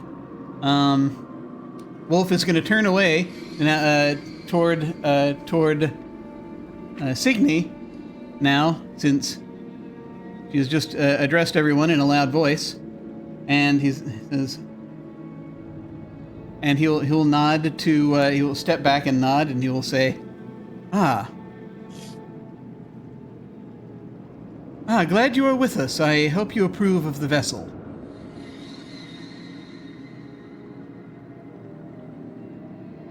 It matters not.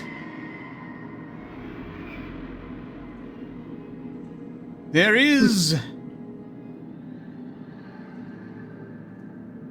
are things at issue. We may not be proceeding as normal. Oh? Oh well. Is there something perhaps we can aid with? I doubt it. Are you here to petition? Why, yes, in fact, I am. I am here to petition on behalf of the Reaper.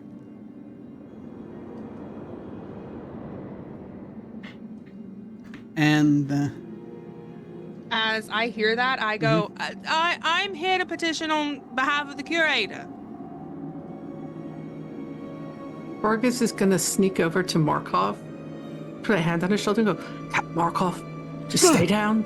Just stay out of the way. Just stay down. Stay out of the way. Sorry about your ship.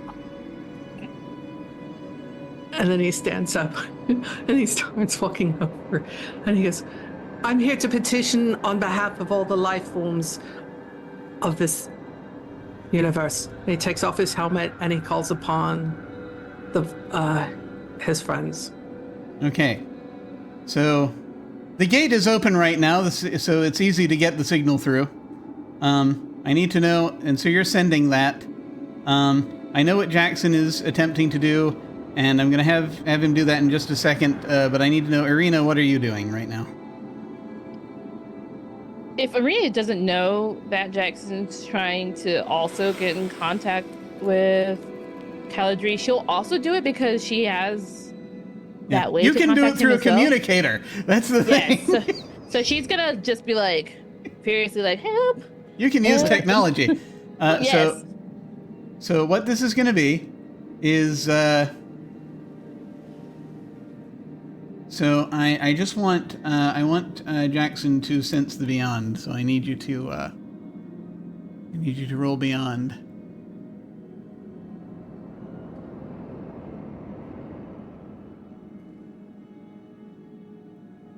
And I think you're muted in Zoom. I have 2 secrets left of Caladrin's. I will burn one to give myself Ooh. +2.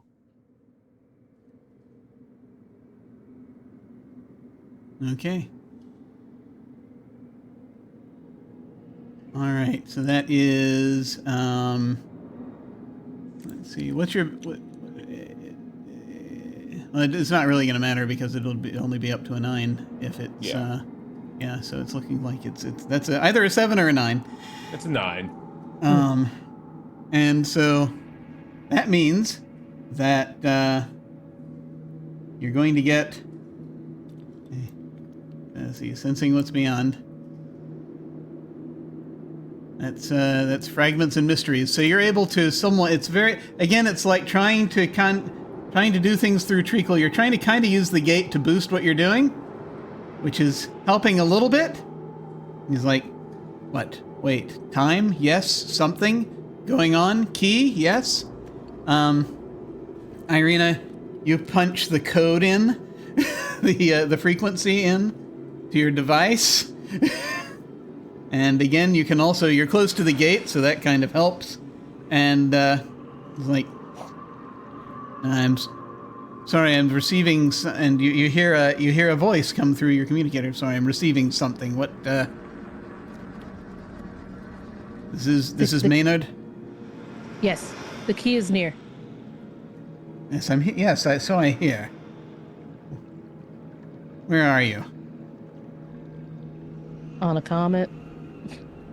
Right. Let me know when it's in hand. I have to have it in hand? Is it? You can't come take care of this? Okay. Roll manipulate another roll plus beauty. It's not beautiful. That technically wasn't the deal, but But seeing the situation, she's like, actually, I'm gonna need you to come do this yourself. But go. Okay. The GM makes things worse. oh, He's like, whoops. the ceremony's begun. I can't just stride right in there. Has to be, get the key. If the key's not right at the gate, I can't do anything. I understand. And Jackson is hearing, get the key to the gate. Hell on. That's fine. So, we have a couple of petitioners. I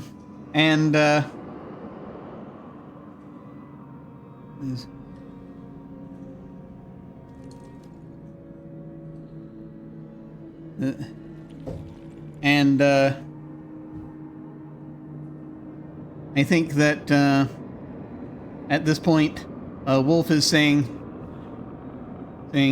but it's quite simple. Well, it's quite simple. We are going to be able to, with a guided culling, that will be the most efficient way to stop the issues. We also have an alternative in place. The Quantum Line Initiative, which will immediately get humanity back along the right track, so a full culling may even be unnecessary. But we can help to direct the Reaper to the proper points. And it would take much too long with either of your other candidates. And then the being that is inhabiting Signy turns to look at Levitt. The curator wants to study mankind, wants to understand how precious it is. A culling destroys everything that's precious about humanity. Humanity is... It needs to be savored. It needs to be kept beautifully. There are beautiful things about humans. Culling it only takes that away from people. Humans aren't perfect. Nobody is, not even the Ascendancy. Have they even thought about their own that would be culled? No one within this group is perfect. And that should be studied just like the curator wants to. Interesting. And I think that at this point, the being will say, well, your words are all well considered.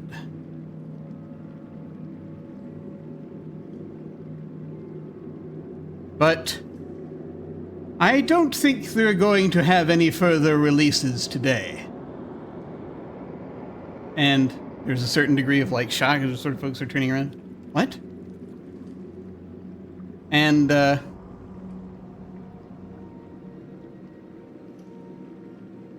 Wolf said at this point will say, "No,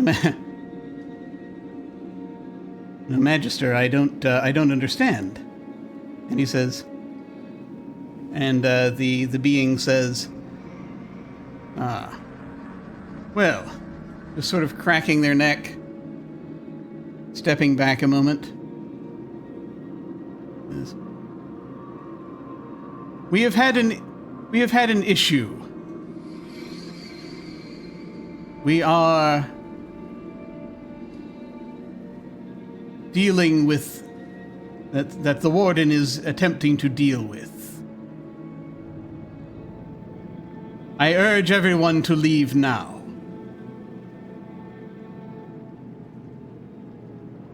All right. And Wolf will say, well, surely not. Surely we can just simply take care of this. Everyone must go, save for those I designate. Save for those... And Wolf will just sort of step back for a second. He's going to gesture. And from the cluster of people, you will see, from the cluster of mercenaries and Cinder Throne folks, you see a few of them step forward, with Euphemia between them. He says, Wolf says, all right, well, how about this? Much as I respect your authority and your understanding of things, we have another plan. Please give us the Reaper, or we will use Caladrin's key to let everyone out. Does it look like Effie is like working with them now? Like she's heading toward them? Yeah, she's not, she doesn't think she's a prisoner. I'll put it that way. I look at Effie and I say, Effie, please don't do this. I need you to know they betrayed Father. They're the reason he's dead. It wasn't Russ. They killed him.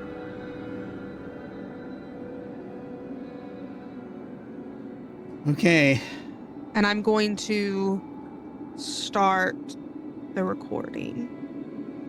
Okay, so there's going to be a lot going on. And so I will not be playing the recording in the background. Yeah. It's also several minutes long, so it's like that is starting up, and there are going to be people talking over it. And just, what are you talking about? I would like you, however, to at this point, we're going again with manipulate another. I'd like you to roll beauty. Okay. 11. That's an 11. So this process begins. And everyone is starting to hear the recording a little bit that we were talking about. And again, I said I'm not going to play it right now because something else is about to happen. As an image of Baxter appears in the room. And you will, I might actually, I'll tell you what, actually, let me see if I can just, it's going to be real low. This is a message from my daughters, Levitt and Euphemia. And it starts up. If you are hearing this, it means that How close is Fergus to Effie? I had hoped to never involve either in the following dealings. You're closer than Levitt is right now. There is no other choice. Can I use this recording as a distraction to act with force and try to take the key from Effie? By now you have likely already uncovered Yes. I mean, like run in, grab it, and, you know. the clever This is an opportunity. Yeah. I first joined the Order many years ago, not long before your grandfather handed control of our house to me.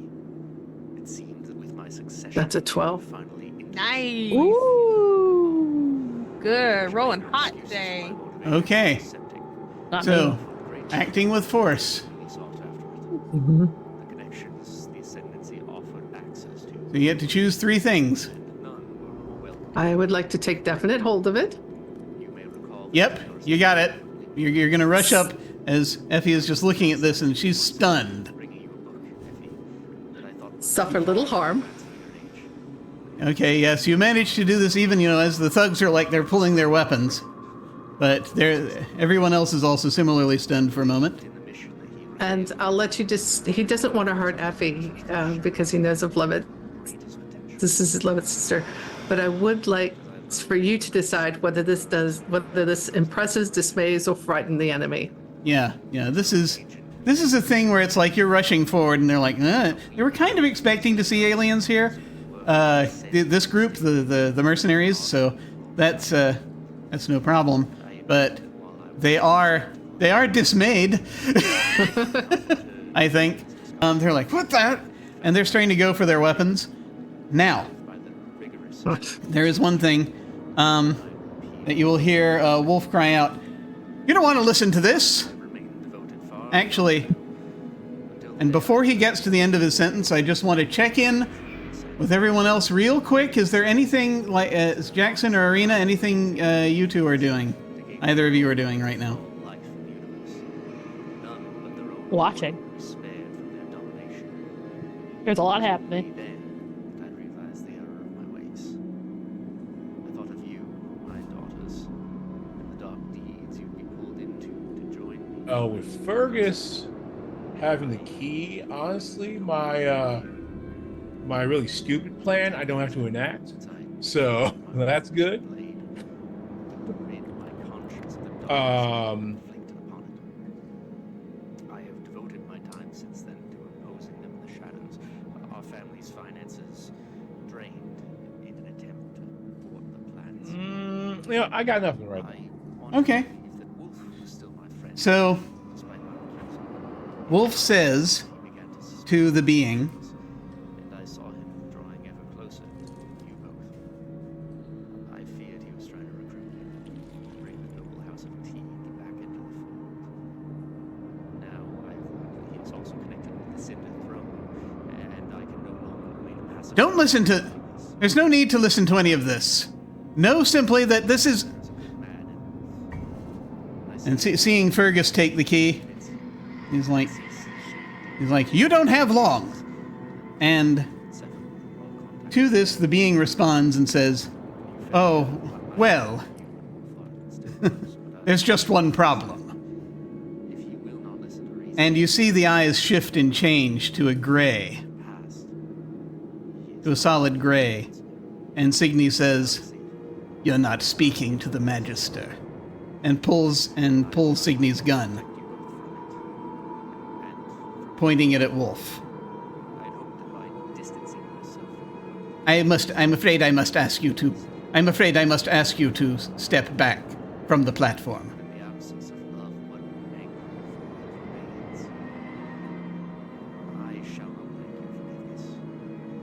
And Levitt, are you looking at this while this is happening? Yeah, and I'm gonna let it happen. Signy just kind of has a point where her head is sort of tilted a little bit in your direction, and she winks at you. Yeah, I'm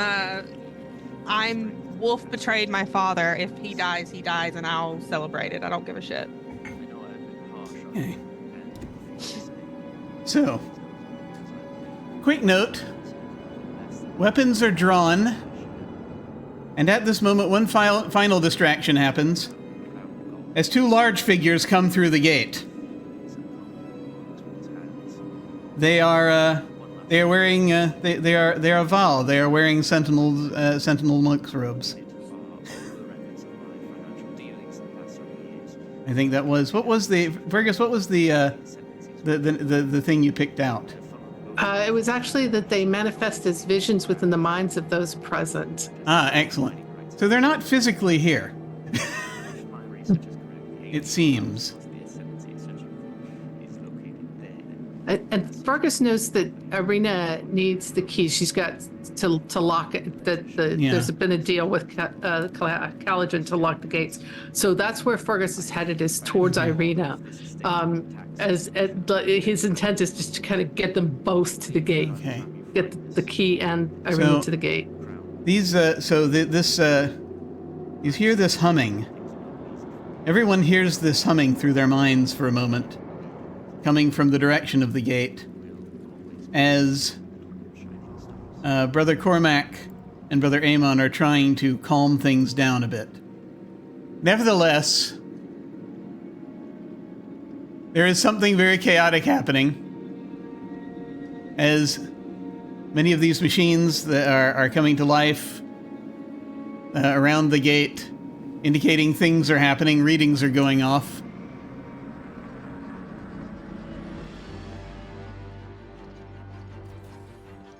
And people are starting to, guns are coming out and people are starting to dive around and try to shoot at each other.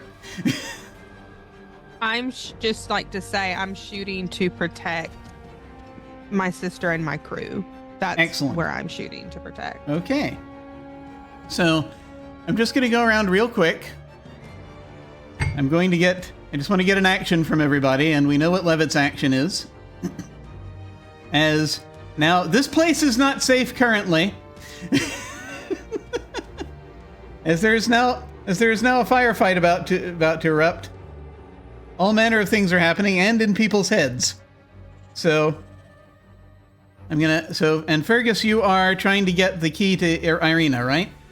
He's to get the key to Irina and drag Irina to the gate. Well, so that both of the key and Irina are at the gate, and he's doing the best he can to shield her with his body, to put himself between, because he knows what he's got armor. He's not. Okay. So that's his goal. As that's happening, if I clock that, I'm taking shots to defend them.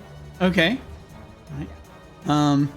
And he's also joining the song. I want to say he's also singing. Yeah. Okay. He's definitely singing. All right. Cool. That works. Jackson, what are you doing? All right, it's end game time. It's time to spend a shit ton of secrets. The first thing I say, Wolf, Signy seduce you as the vessel she's trying to kill you. To use my secret keeper to force their hand at a crucial moment on an NPC. Ooh.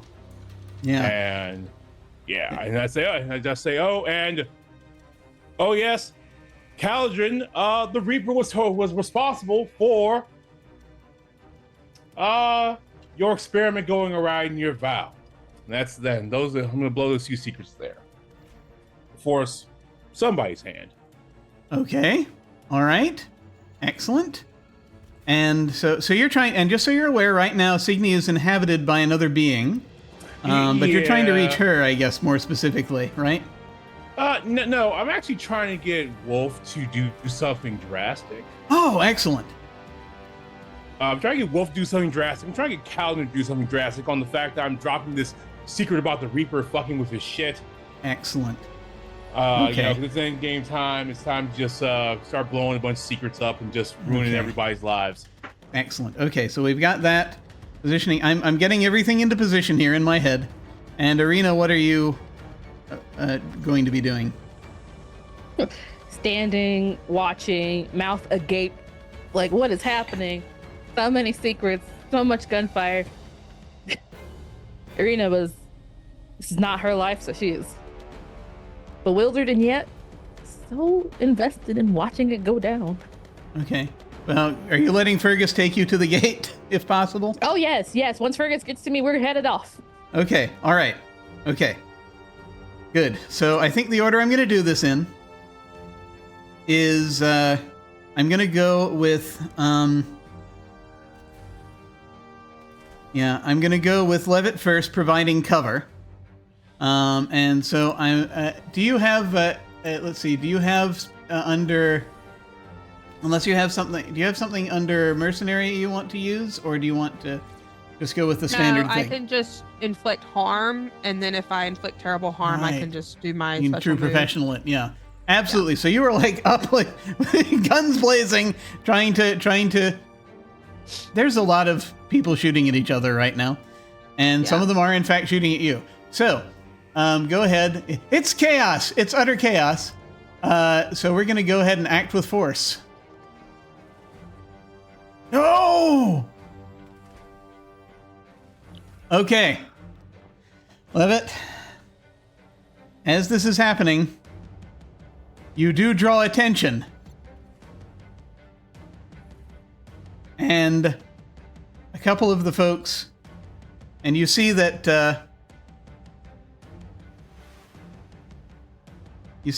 amidst all of this, as combat has begun, between the Ascendancy and the Cinder Throne and the Crown Mining scientists, they don't have much of a chance here. I'm just going to point that out. But you are able to get some folks. You will note that Hickory is going to break away and is starting to move toward you. That's fine. As this is going on, just kind of like, is like, well, fuck this, and is about to try to get in a shot at you. I'm going to need Fergus to go ahead, and at this point, I need you to. I think we're gonna go with. We're going to go with Sensing What's Beyond because you're trying to join the harmonies here. Okay. To keep things in check. As it looks like Levitt was trying to help with that, but is very busy now. Yep. So that's going to be a 9. Okay. Yeah, so fragments, visions. Oh, hang on a second. Nope, never mind. That won't work. All right. So you do join. As this is happening, you're guiding Arena forward, but it's taking you a little time. No. As this is happening. Jackson, I need you to manipulate another. Fantastic. And you have your bonuses. I think we'll work on. This is actually going to be 2 different roles because you are trying to manipulate both Wolf and Caladrin. I think. Is that right? So. Yep, that sounds right. So we'll do the. So the first one's 11. And 11. Okay, first one. Okay, and so. That one. So this one. We'll handle this one first. I'm gonna assume this first one is Wolf. Yes. So. It works. And so the Ascendancy troops are thrown into a bit more chaos as they're trying to get over to try to sort of hedge themselves in. Some of them are running back through the gate, or trying to. As they did not expect things to happen this way, and they're like, you know what, we're just going to wait another couple of generations. As these people, a lot of these folks are Signy's relatives, they just came out of cold storage. So so you have fewer Ascendancy up by the platform, which is good news. Real quick, we head over to a point where Hickory is leveling his weapon at Levitt. Euphemia is trying to stop him. Levitt, what are you doing?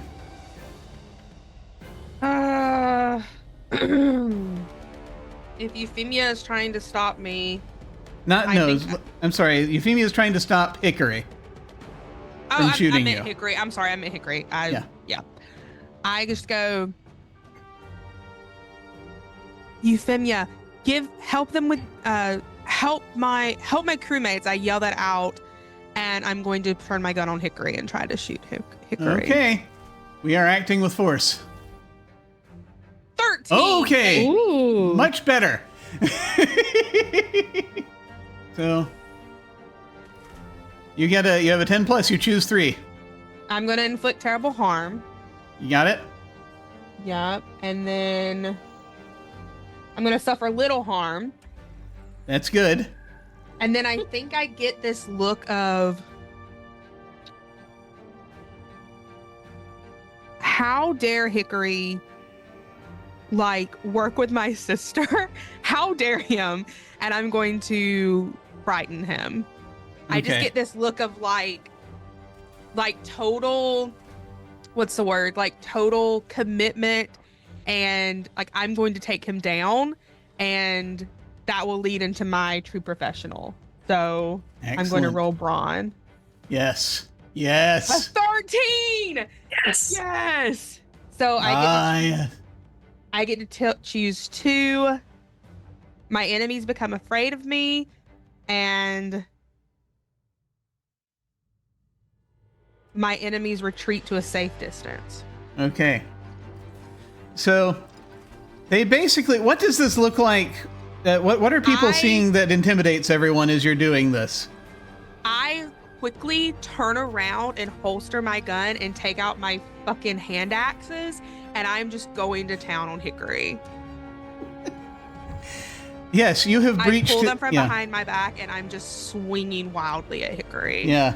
You are, yes, you do a significant amount of damage to him. He does have armor, but you get through it. And These are 2, if it matters, 2 harm. you basically, you do a significant, well, you did terrible harm, so you do more. It's true. And so it's just enough to break through as his people are starting to, some of his people are starting to scatter. They're like, holy crap, what the hell's going on? As they see this human Cuisinart coming at them. So, Irina, you have made it to the gate. Euphemia is stepping forward, seeing that Fergus is just halting a little bit. There is still gunfire going all around. Little explosions are going off as things ricochet off crystals. Euphemia is like has run up to see where Fergus is trying slowly to get. Euphemia is like, here, I can help you turn it on. Marcus is looking at Irina. We don't want the gate on. Oh, right. Well, we can get it off. Hang on, we can turn it off. And Euphemia is now also basically joined in to try to protect Irina while she's doing whatever she needs to do. She's and contacting Caladri. Dang it. Okay. I'm getting One this moment. key. One moment. Jackson, please make your second manipulation roll. Okay. That will be a 12. Perfect. And so it works. And you hear just vaguely like, very well. Irina, you get this thing to the gate that basically Fergus Fergus is going to be able to hand the key to Irina. Irina, you have this box. You take out of this container. Do you want to do anything with it before the next thing happens?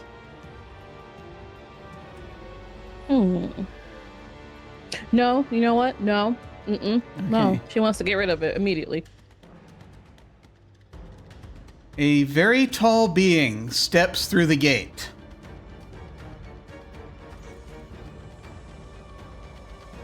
Nods to you. This cowled figure, the cowled figure of Caladri, steps forward, and with its ropey hands, they will reach forward for the key. Nod. You'll take it.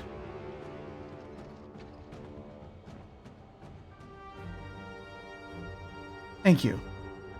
I suggest you all run. This will take Just just a few moments. sorry about before. Just no hard feelings. Just get out of here. Right. And Caladrin kneels down and opens the box opens and a great light pours up from it. As I've he's grabbed making Ireno a couple of and micro adjustments. Effie and pulling them with me as we run. Quick question. Is anyone... Signy is still here. Is anyone helping Signy get out? No. No. Well, Fergus isn't, but I'm checking.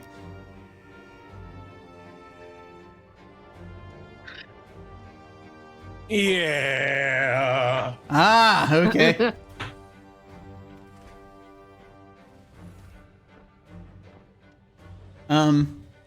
As she is coming with you, it's something that perhaps, they'll she'll run along with you there's something slightly different about her. You're not completely sure what it is, maybe.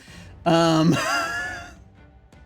fact, well, I mean, no, she has something going on, but she's able to basically at this point return to normal eyes and is like, oh, thank you.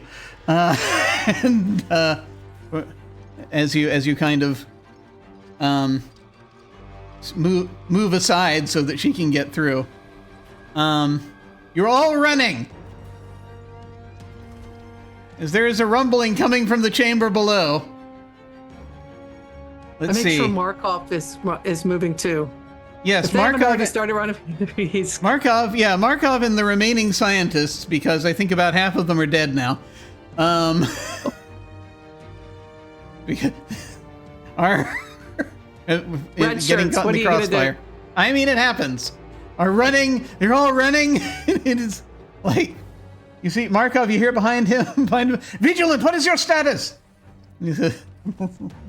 And there's like, there's nothing. There's no response. And he's like, the hell? They're stuck in the asteroid. Sorry. And you're all racing.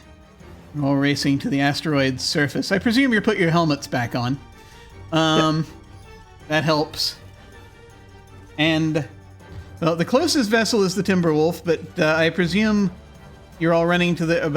But are you running to the Chimera, or is Yeah. Fergus is running. Oh, the there's a Chimera. buggy. I forget. There's a buggy, Yes. so you can actually. I don't know if it can hold everybody that's running, but most of you are going to make it in there. How did Crimson Throne people get here? Oh no, they came. The Cinder Throne folks came on the Timberwolf. Yeah, but did they roll here in a buggy? No, they just After parked close. They just found a place to. They had prime parking, basically. Motherfuckers. The Ascendancy had provided them with the information on the topography of the. Effie had basically told them where to park. Basically, they knew already. Fergus will tell Markov that to get as many of his crew to the Chimera as they can, and he'll get them off the asteroid. Yeah, so he gets above ground. He gets in communication. He realizes that it's freaking embedded in there. And he's like, "What's going on? Is the xenoorganism attack? Wait, was that you? What's going on?" You kind of have to calm him down a little, but things happen. Yeah, he's back to Fergus now. He's Like, and as you're riding close to him, he turns like, "Who are you people?" name's Fergus, Captain the Chimera. Fergus. Yeah, you're Oh shit, you're that Fergus? I owe my life debt. Got a few stories. Oh my god. And I'll race back to the Chimera. A big shaft of light erupts from the head of the comet.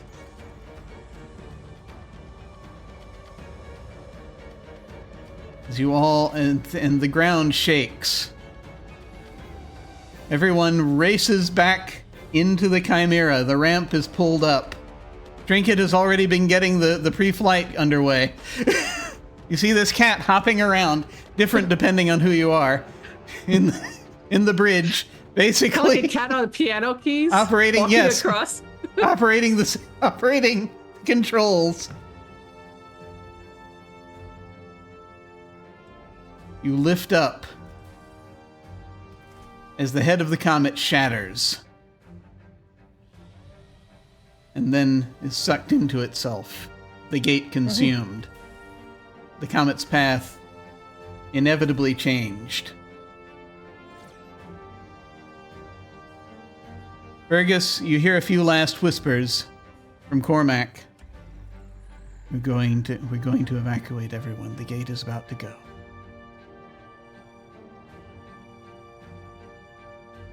Stay safe, brothers. You as well. The Chimera flies up into space.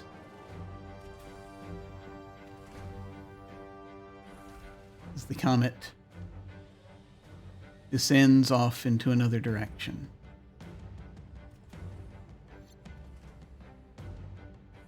You have survived. There are one or two things that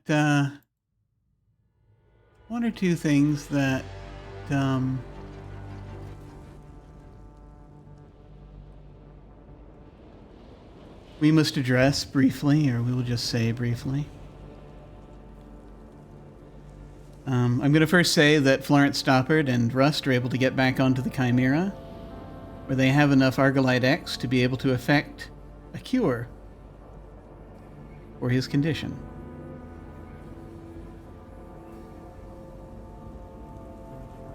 There was a mission to take out the equipment, and that's been done now. So Markov has accomplished his mission.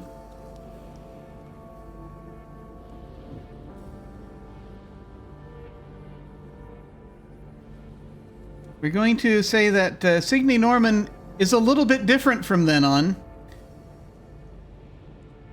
Because the thing is that part of her is now the curator. The curator was not able to get completely out, but... well, the curator's out of the prison. Maybe not on this side of reality, but there's also a piece of them in there. So she's kind of both people now. And has developed rather an interest in temporal technology. And Euphemia, now having seen the testimony of her father, is a bit of an emotional wreck at the moment. But hopefully then her sibling is there to help with that. The moon of Azoth disintegrates as a result of what happens to its gate. There's a little bit of there are a few atmospheric issues, a few rocks hitting down, hitting the planet Metaxas, but ultimately it just settles into a ring. A ring forms around Metaxas. Molestation is no more, but luckily folks were already fleeing it anyway because a lot of crazy crap was happening. So it's really no longer needed. The gates are closed. And humanity is safe, relatively, for at least the next few hundred years. I'm going to go around and I'm going to ask for a coda. I'd like each of you to let me know, as if we're going to do our final montage, let us know what the last thing we see of you in this narrative is. And whoever would like, just a little snippet, a little bit of a scene that we see. We don't have to have any dialogue per se, but just something we see happening, as if this is like the end of a film. Who would like to go first? I will, because it's very short. I think you see Levitt and Euphemia at the last estate they had left, living together. And you see Euphemia out on the lawn reading while Levitt is training. And something also I need to mention is that the two of you now have a controlling stake in the Crown Mining Corporation. Just because That's your father's ledger is still there. You have all the codes. You can get access to the shell companies. Yeah, we've definitely, if that's the case, then we fixed the estate up as well. Yeah. Yes. Alas, yeah. Once after he perished, they just started digging and attracted the attention of the ascendancy. But you're sorted that now. Who's next? Irina is sitting in a quiet room with a large glass of space bourbon, contemplating how the gods are really just real messy. And thinking about writing her future hit novel. What if the gods were one of us?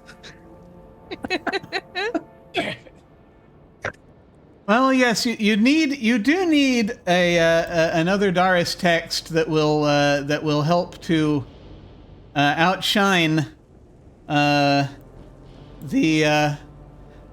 more recent one in popularity. I think that'll help out a great deal. The Enlightenment trade needs to have competition.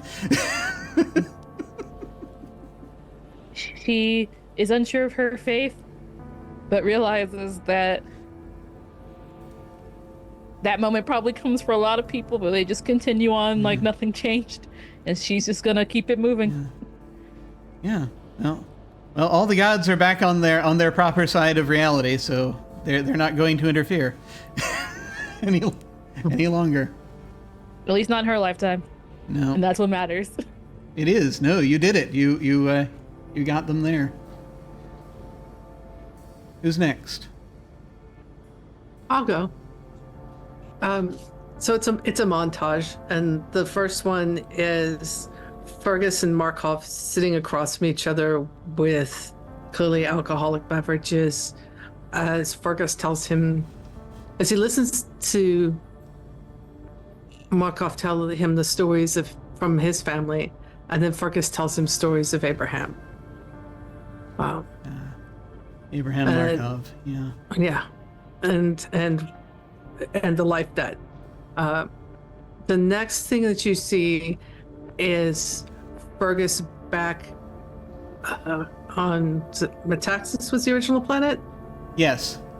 Back on Metaxas, and all of the and essentially politely kicking everybody off his ship,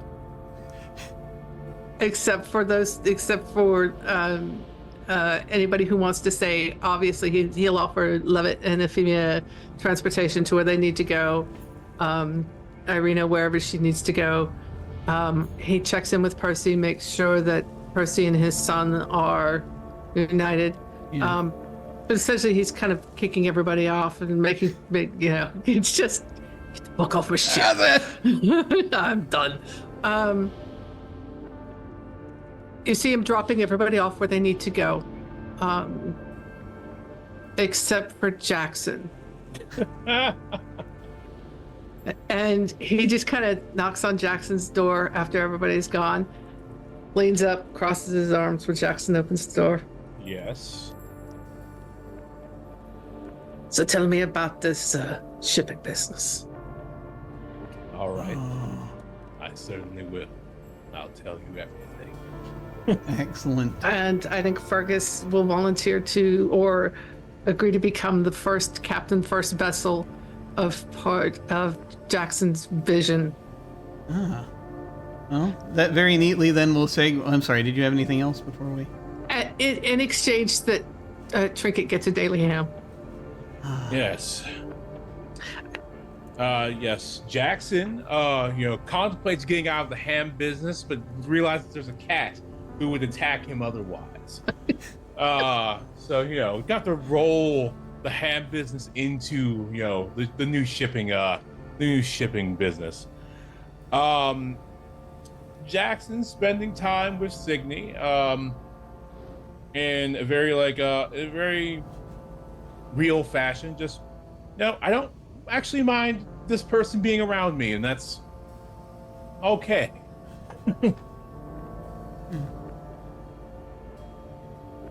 Awesome. And is that the last thing we see of him in this narrative, or is there anything else you wanted to let us know? He does.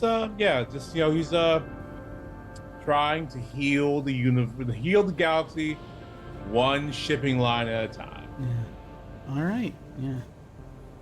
Well, yeah. That is our narrative. I thank you all very much for playing. It's been quite a ride. And we finally made it. We finally made it to the end.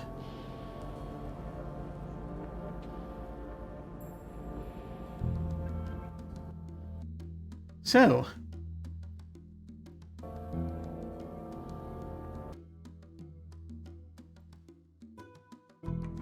we're going to go around and we're going to do our outros.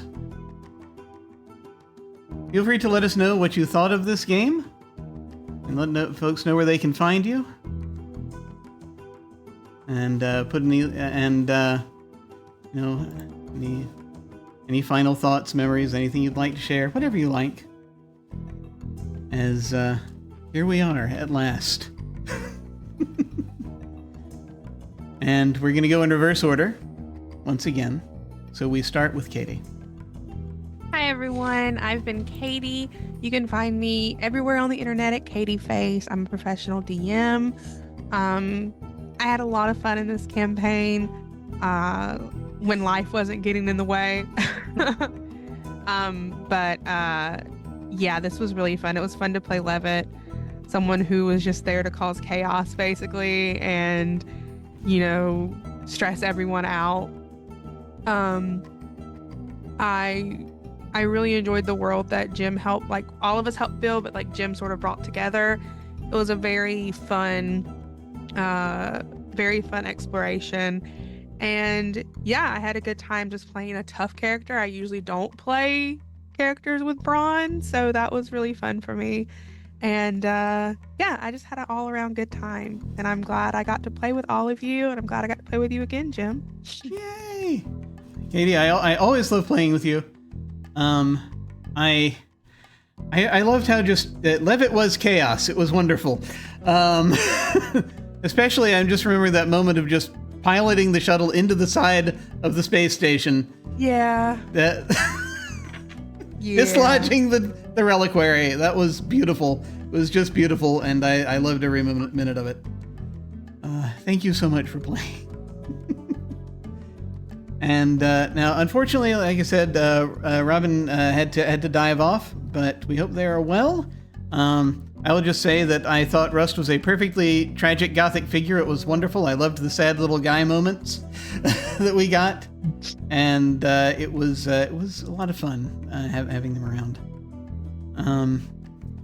And now we're going to head over to Mem. Hi. So I really enjoyed this campaign. Like Katy said, life was lifing this past year. It has been like a year almost. Yeah, close to it. So you can find me on Twitter, X, whatever it is. I don't really go on there very much, but if you send me a message, I'll pop up and say things. I really enjoyed this campaign a lot. I always like to choose kind of sassy characters just because I'm kind of sassy, so I can't not inject that into my characters. And so it's fun to get to have that, and then have someone that she can really bounce that off of, that energy off of is fun. So I really enjoyed the world once again. Jim always does a great job, and it was really nice to get to, play with some new folks, some folks that I played with once before. So happy to come back around and get to meet new people and experience new things. And I always love popping in for these short campaigns.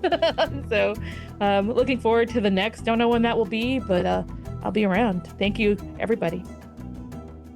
Man, I'm so glad we got to keep playing together. This was wonderful. I will say that with Irina, I just loved Irina's quiet indignation that with all the things that she had to put up with, and as she was just this spiral that started the more that she discovered. and that culminated in scolding a demigod and guilting him into helping out. That was so good. She was tired. She's tired. That where it was like, okay, fine, I'll make this deal with you. She was just trying to learn about alien technology or the gods' technology, and suddenly here's this huge plot that she's like, what is this? That was so good. Now we're going to head over to Kat, Cleric. Hello, I'm Kat, Cleric of Court, she, her. Wow. All of you, y'all, if you ever get a chance to sit at a table with any of these people, grab it with both hands and run with it, because damn, these are the folks. They are brilliant in so many ways, and don't miss out if you get the chance. Truly. Jim, always a pleasure, always a joy. Never know what to expect when I'm sitting at your table, and except that I'm going to have a really good time. Fergus was just trying to get by. It's all he's been doing for centuries. It's just trying to get by, surviving, and his whole motivation from, I think, the second episode, when he heard this voice in his head telling him that the end is nigh, was, well, crap, I made a promise to Trinket's parents that I'd keep him alive. Well, how do I do that? That's what pushed him. The people on his ship, he owed them a duty. He owed Trinket and his parents a duty, and he was doing this by the seat of his pants the entire time. He didn't have a plan. He didn't know. Fergus is not an intelligent or thoughtful being. He's just trying to get by. So, yeah, that was Fergus. Like, I don't know what I'm doing. So yeah, if I have one thing to say to y'all beyond this, outside of this game, go vote. Go vote. If there's early voting, go vote. If you go on voting day, which is November 5th, go vote. I don't care what, go vote. Exercise your right. Exercise that right. Don't let anybody tell you you can't or shouldn't. Go vote. Absolutely. That is ridiculously important, especially now. It was so good getting to. I was gonna say, and thank you everybody for just showing up and watching, whether you're here or on YouTube. Thank you so much. Thank you all. But yes, no, Cleric, thank you so much. This was awesome having you here to jump in with Fergus. Fergus, I love an old sea dog. It's just the blustering through things until every now and then he couldn't, and then it was sort of really cool seeing those moments, especially those moments of RP when he had to stop and reassess and work things out with someone, and that was excellent. I loved those scenes whenever that would happen. So just thanks again for that. This was so good, just so good. Finally, we are over to Hollow. Hey, I'm Hollow. You can find me on Blue Sky at Hollow Invective, and that other place at Hollow Invective as well.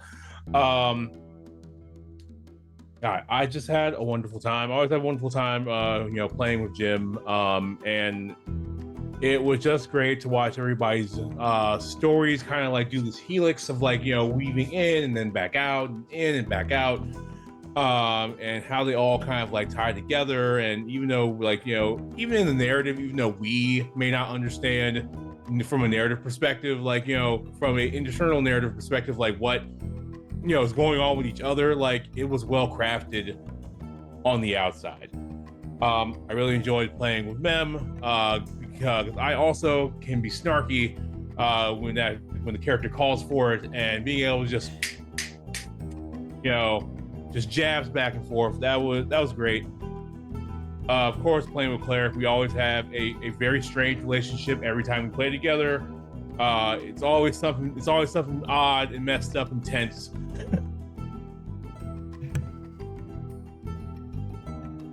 But it works.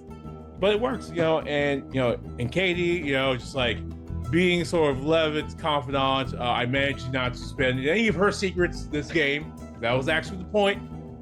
I was actually, her. I'm supposed to be here for her. So, and just believing in her and the other power of her chaos. Every time something happens, like, there's a chance Levitt did that. Yeah.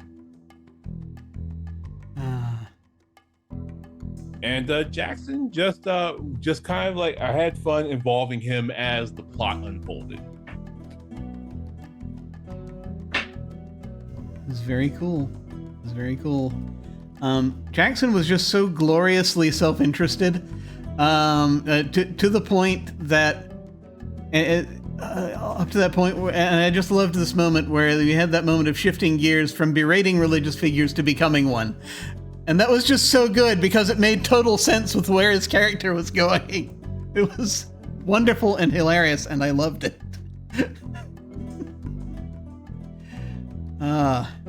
And ultimately able to, like, basically in the end, just give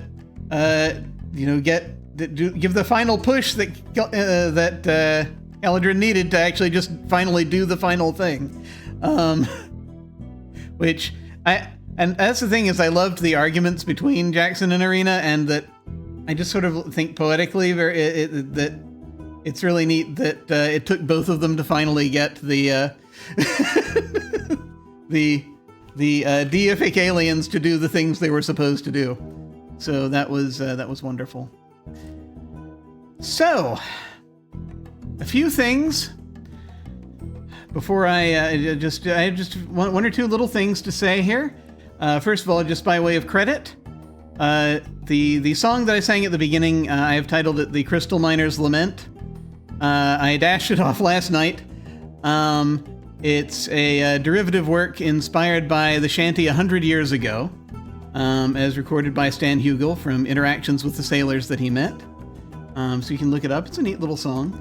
I want to say thank you to Speedy, who was the voice of Baxter Teague, completing a 5-year cycle that we had going on.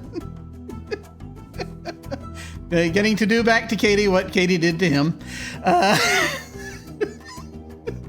It was glorious. And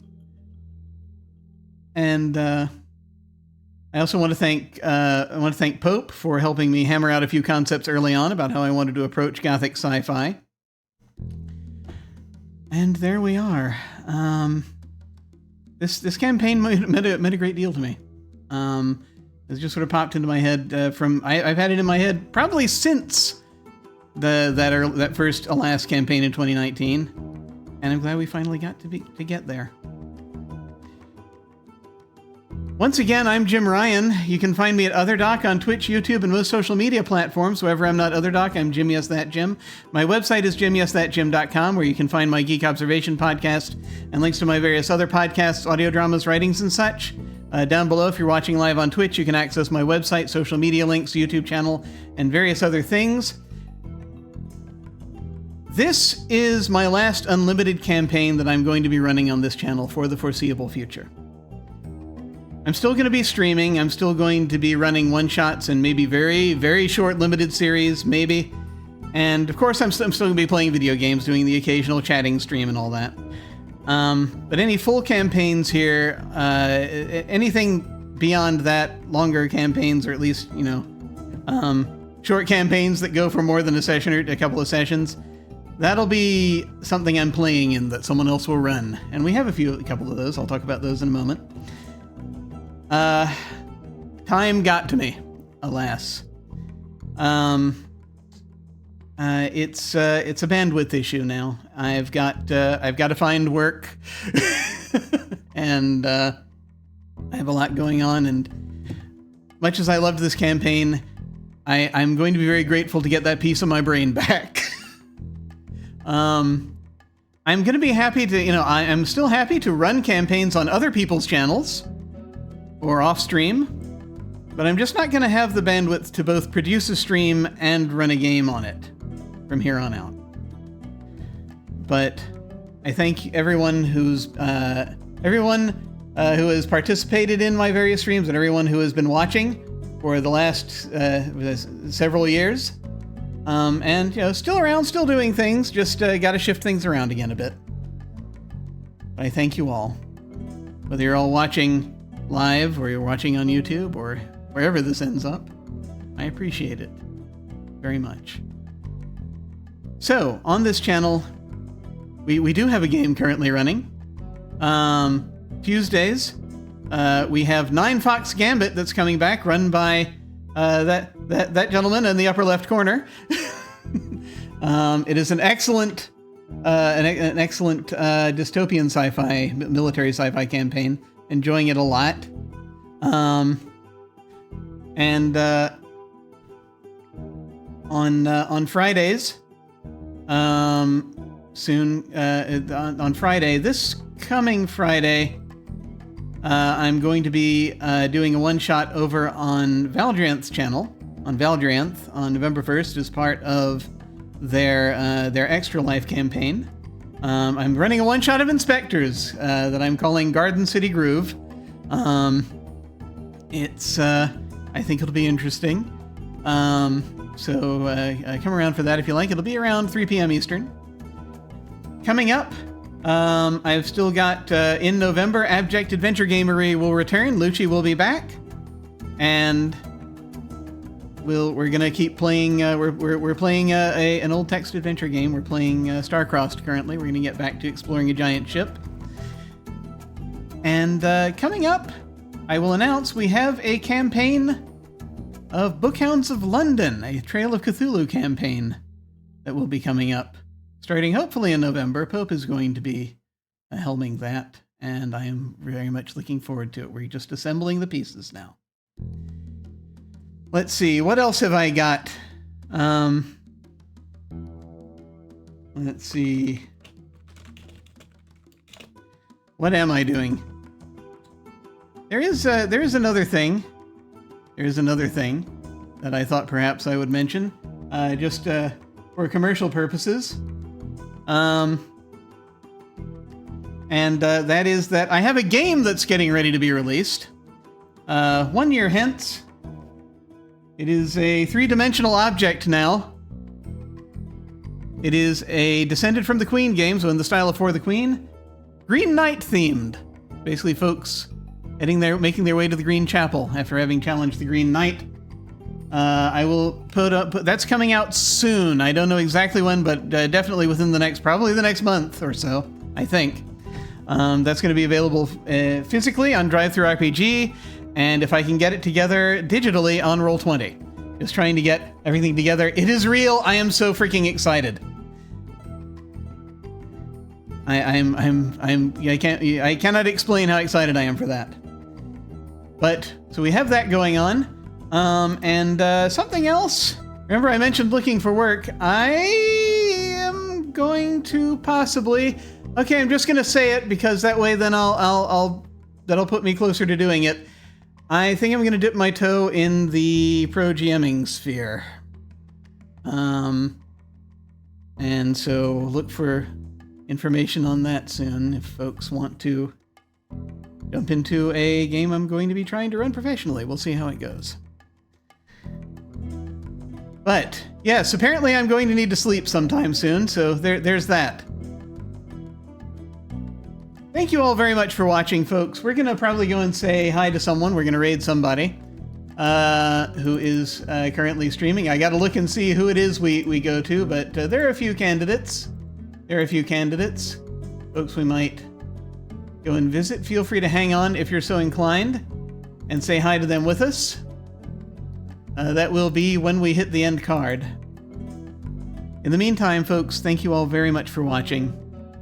Take care, and we'll see you all of a sudden. Farewell.